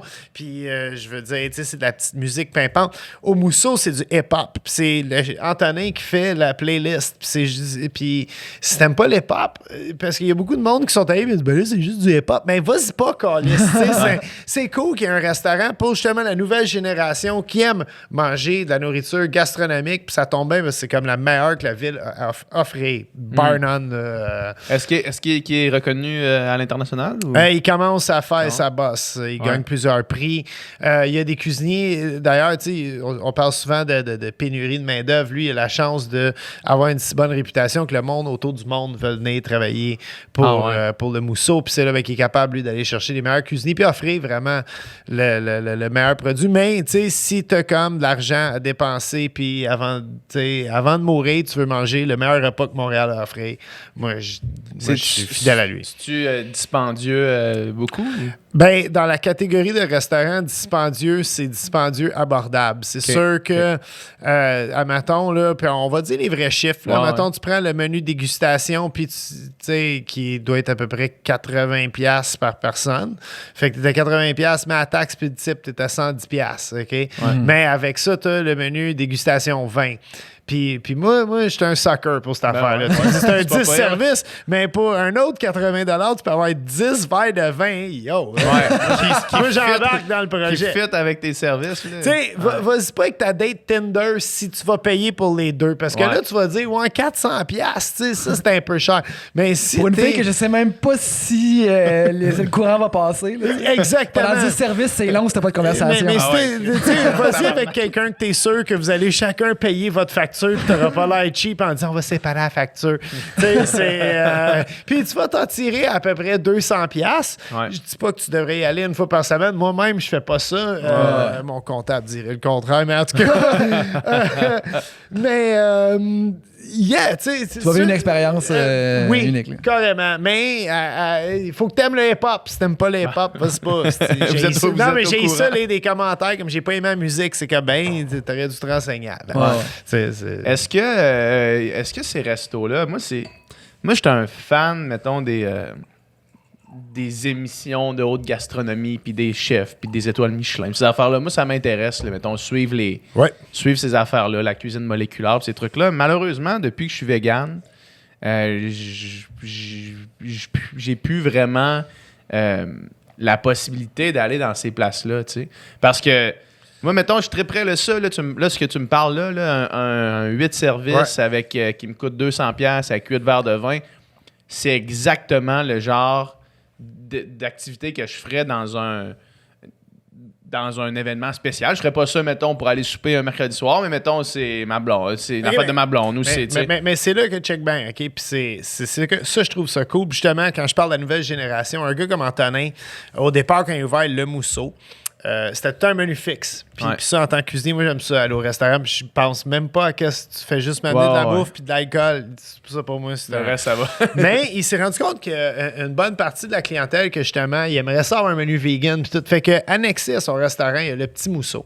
Je veux pas que ça devienne une infopub pour lui, mais les nouveaux chefs de la nouvelle génération, c'est normal qu'on en parle. comme Antonin, comme Danny Saint-Pierre, comme Martin Junot, Pastaga, il y a des plats vegan qui sont cuisinés de façon très haut de gamme, qui sont traités avec le même respect qui va traiter. C'est surtout ça le problème, parce que des fois, tu te pointes à une place, tu dis avez-vous quelque chose de vegan sur le menu? Ils disent ouais, puis là, ils te donnent un side qui ont grossi, mettons. Oui, carrément. Ça, c'est pas cool. C'est pas l'expérience que je recherche, mettons. Mais les vrais nouveaux chefs de la nouvelle génération, moi, je trouve qu'ils savent s'adapter le mieux. Justement, tu sais, ils vont offrir. Parce que les chefs, tu sais, comme je disais tantôt, nous autres on essaie juste. Nous autres, on bouffe de tout. Nous autres, les cuisiniers, on veut juste que le plus de monde profite de notre forme d'art possible. Fait que justement, là, on veut.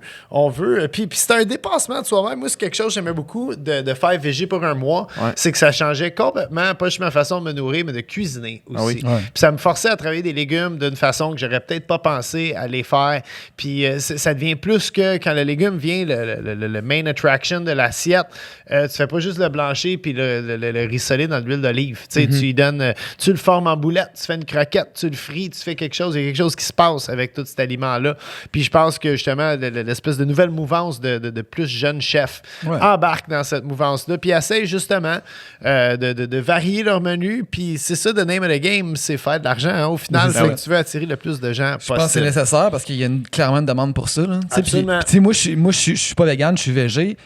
Puis je suis zéro le végé chiant ou quoi que ce soit. Je vais jamais embêter personne avec ça. Mais d'arriver dans des restos où est-ce qu'il y a encore littéralement, genre, mettons, j'arrive, je scanne les éléments de qu'est-ce qu'il n'y a pas de viande, tu sais. Puis quand il n'y en a pas ou qu'il y a une affaire, je suis comme, je suis pas insulté, je vais pas péter de coche à personne, mais je suis comme, guys, arrivez en 2020, là, tu sais.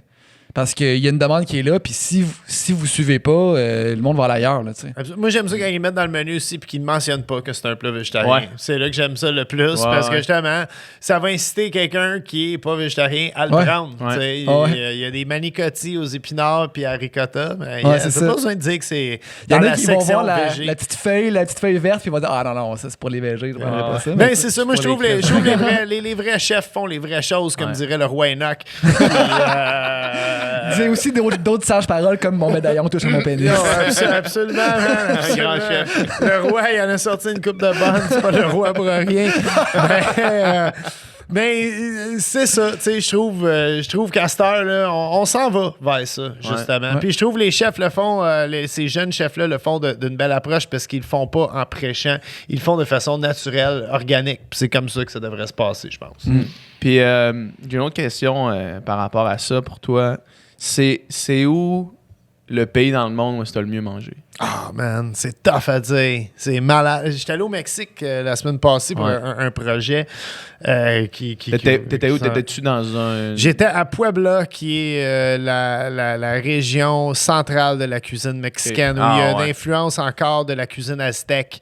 C'est aussi Là-bas, ils ont des estis de chefs de haute cuisine là, au Mexique. C'est surprenant. Je veux pas dire que c'est là que j'ai mangé le mieux, mais je vais te dire qu'il y a une couple d'années, j'étais là avec mon ex-copine et au départ, je vais comme manger des estis de tacos toute la semaine. Et finalement, ça m'a ouvert les yeux sur une cuisine absolument incroyable. Puis c'est un gros pays, le Mexique, fait qu'il y a beaucoup d'influence. C'est à la côte ouest, tu manges beaucoup de fruits de mer, beaucoup de poissons.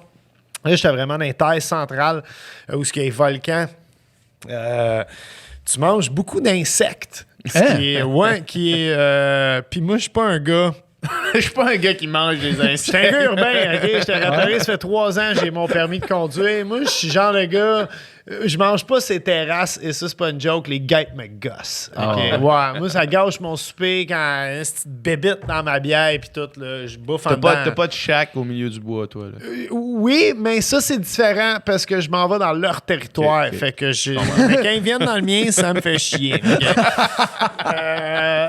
Mais là, justement, j'étais au Mexique, j'étais avec des chefs aussi, des vrais chefs cuisiniers locaux, et ils me font découvrir. Fait que, tu sais, tu te mets en mode ouverture d'esprit. Mais je vais t'admettre que, tu sais, j'ai vécu une des plus belles expériences culinaires, d'ailleurs, pendant que j'étais là-bas.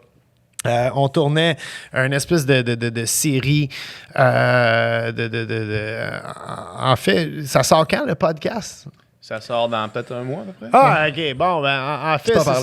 On a fait comme une série de prévention pour les gens qui vont voyager pour faire du tourisme gastronomique, qui est de plus en plus populaire, mais de prendre les précautions nécessaires, de voir les bons vaccins avant de partir. Tu vois, je m'en vais avec tout ça, OK? Fait que... non, mais en fait, c'est important à faire, parce que si tu t'en vas dans un pays où les mœurs culinaires ne sont pas comme ici et tu ne t'équipes pas comme il faut, tu vas peut-être passer...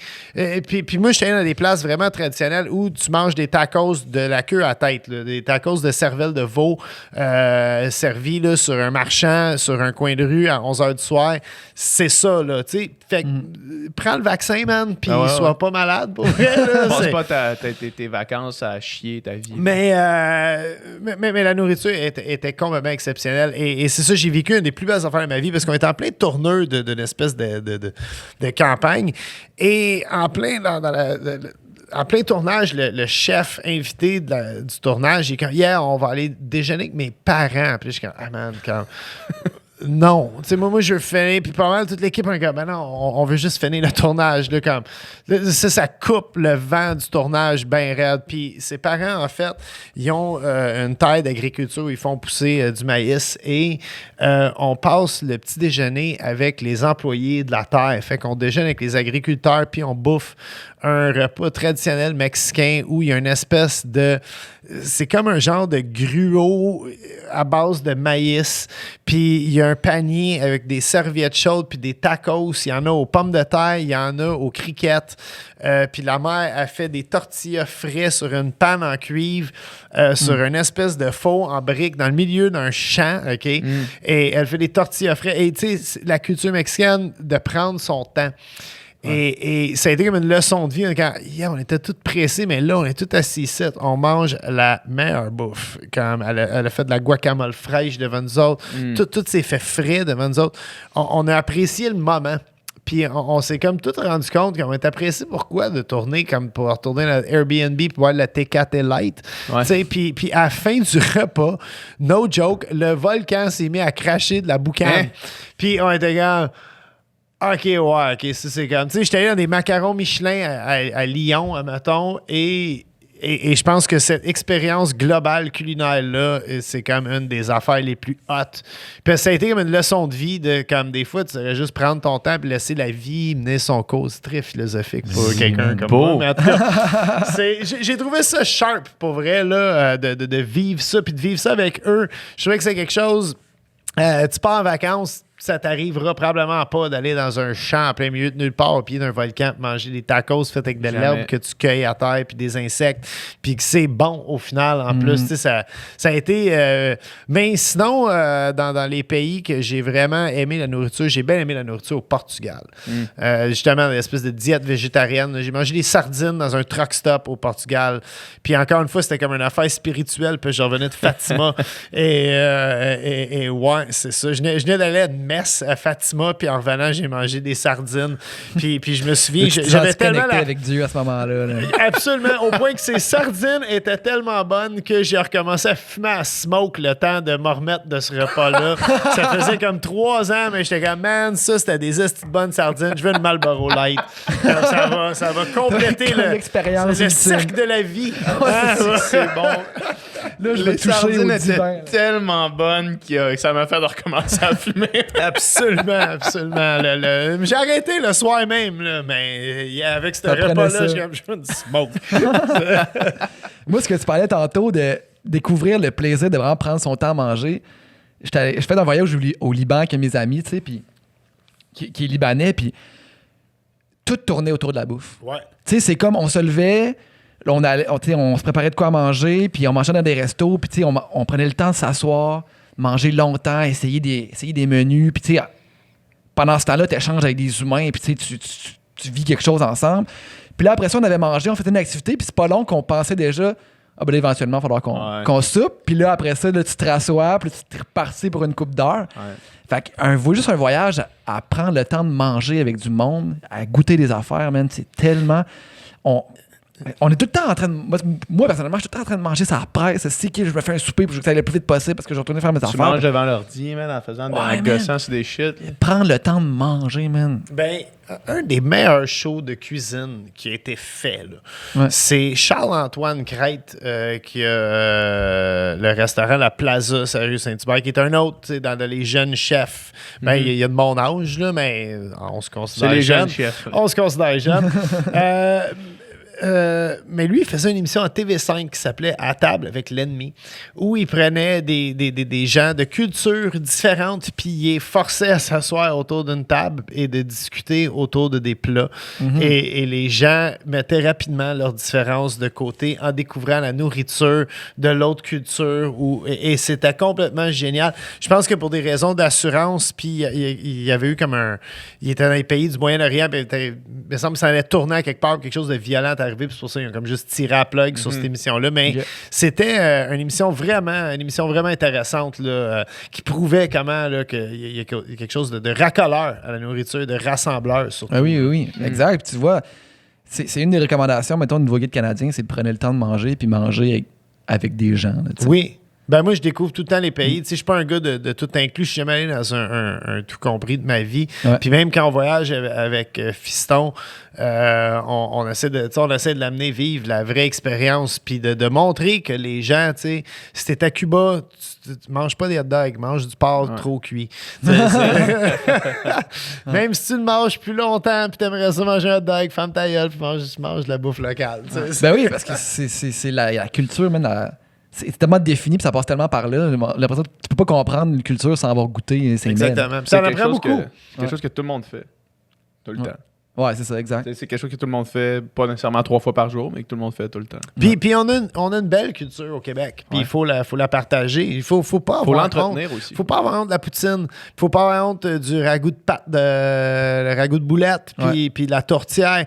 Moi, je trouve qu'il faut être fier de ça, justement. Puis je suis tellement content, justement, d'avoir peur de faire une tourtière parce que mes chums du Lac-Saint-Jean, la première affaire qu'ils vont me dire... C'est pas de la vraie tourtière. Même si je fais une esti de tourtière qui est ça d'épaisse, qui a 18 sortes de viande, il y a quelqu'un qui va me dire hey, « c'est la ma grand-mère meilleure. » J'ai abandonné la tourtière, ça fait longtemps. Si je me laisse gâter par mes chums de là-bas. Pas les sauces à spag, c'est toujours celle de ta mère qui est la meilleure. Ah ben non, c'est Ça va sûr. toujours être ça. Moi, c'est pas combien de temps qu'on parle, là, puis, mais il y avait une question qui me tracassait depuis tantôt, Vas-y, man. on est loup. En fait, ça me tracasse pas pantoute, là, mais c'est... Tu sais, tantôt, tu disais quand j'étais jeune, là, il y avait des Tiger Woods au resto, puis là, c'est valorisant. C'est quoi, man, les plus grands excès? Tu sais, tu disais, là, genre, qu'il y a des billes de 14 000 $. C'est quoi les affaires que tu as vues dans des restos que tu dis ça n'a pas de bon sens? Un tel qui vient puis qui se commande telle affaire. Quand les Bruins de Boston ont gagné la Coupe Stanley, là, v'là une coupe d'années, il y a eu une photo qui est circulée sur les réseaux sociaux. Dans le fond, c'était le club payait, c'était un resto-bar, fait que ils soupaient là, puis la soirée s'étirait après ça en party, là, tu sais. Puis c'était 700 000 $. Wow.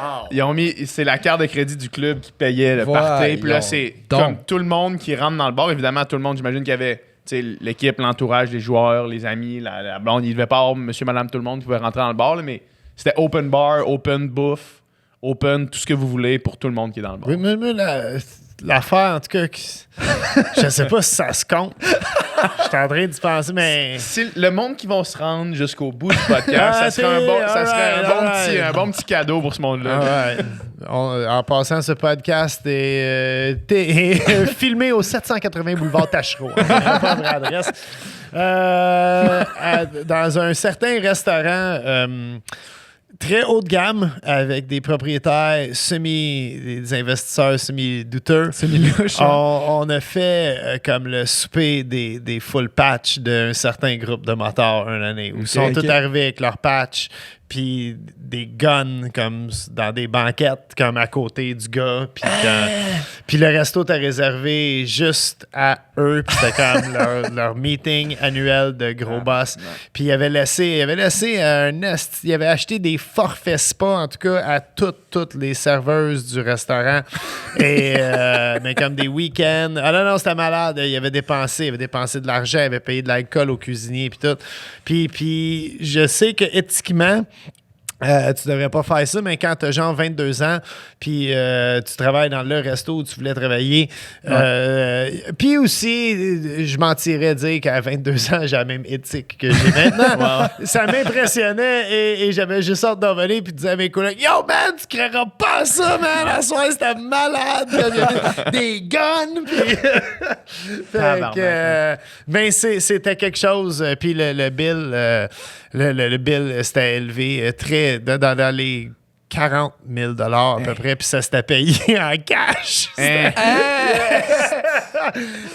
fait que tes boss, ils ont pogné ça, ils ont caché ça quelque part. C'était payé en cash littéralement en dessous de la table. Le petit Québec a jamais su que cet argent-là, elle a jamais vu le show. Elle n'a pas passé pour nos études ou pour nos... Elle est encore en dessous de la table, ça rue Saint-Laurent. Elle roule encore, cet argent-là, c'est sûr. Mais c'était quelque chose qui m'avait beaucoup dans mon jeune temps, qui m'avait impressionné. J'avais trouvé ça assez malade. Ça marque l'imaginaire. Ouais. Il s'en passe des affaires de restaurant. Pour vrai, justement, souvent, pour revenir au plongeur, on en parlait en début du podcast, mais tu sais, souvent, le monde, il dit « Ah, yeah, tu sais, c'était un roman, c'est ça, comme du monde, mon Steph. » Puis Steph, puis moi, si on est tout seul, c'est que t'as descendu ça d'une coche. C'est comme pour t'as gardé une coupe pour toi. J'aime ça comment. C'est un monde... c'est un monde animal. C'était drôle parce qu'au Misto, t'avais l'animalerie chez Paul, au bord de la rue. Puis Paul, justement, c'était le nom du propriétaire au Misto. Puis on était comme, man, l'animalerie chez Paul, c'est pas là au bord de la rue. C'est ici que ça se passe, là. Aïe, aïe. Merci infiniment, Bob. Ah, man, c'est tout un plaisir, pour vrai. C'était une excellente conversation. T'es vraiment un bon invité de podcast. Merci beaucoup. Ça me fait vraiment plaisir. Yeah. Puis c'est un milieu que les gens, I guess, connaissent pas tant que ça. Puis c'est hâte de rentrer derrière un petit peu le rideau. Là. Moi, ça me fait tout le temps plaisir de partager ce genre de tu sais, comme je disais, c'est tout derrière moi. puis je me rends compte à quel point je suis chanceux puis je n'ai eu du fun dans la vie. T'es-tu sage maintenant? Ouais, pas mal plus qu'avant, absolument. Tu sais, je fais des ouais, c'est ça. Tu sais, je fais des jokes là-dessus, mais non, j'essaie justement d'enligner mon fils. Puis écoute, tu sais, il va sûrement faire ses propres gaffes, même. Puis justement, avec l'expérience de vie que j'ai, je vais essayer de moins paniquer, le moins possible. Ouais. Mais non. Ça risque d'être tough quand même. Partir, c'est des grosses brosses. J'aime boire un bon verre de vin. Ça, c'est un problème. C'est pas un problème, c'est la qualité des bouteilles le problème. C'est trop bon.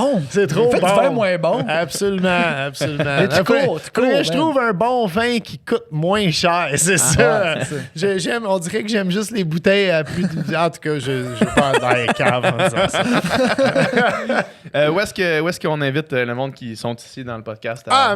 Suivez-moi. C'est sûr pour les recettes, boblechef.com. Ouais. On essaie de faire des vidéos YouTube aussi, mais j'ai un manque de rigueur. C'est vraiment... J'ai un gros respect pour les YouTubers qui sont capables de faire 2, 3, 4 vidéos par semaine. J'ai pas le temps de le faire. J'ai moins l'énergie aussi de le faire quand j'ai du temps. Mais de temps en temps, on fait encore des vidéos sur YouTube. Des fois, on est encore live sur Twitch. Mais pour me jaser, là, Instagram, Bob le Chef, c'est la meilleure plateforme, littéralement. Je suis tout le temps en train de regarder les photos et procrastiner là-dessus. Puis je réponds vraiment à tout le monde qui m'écrit. Je prends le temps de répondre. Je trouve ça important. Pour vrai, le monde, ils prennent le temps. Puis c'est vraiment moi. Si tu m'écris sur Instagram, là, c'est sûr que c'est moi qui va te répondre. Absolument. Très cool. Yeah. Merci beaucoup. Merci énormément à vous autres. C'est très plaisant tout ça. Merci.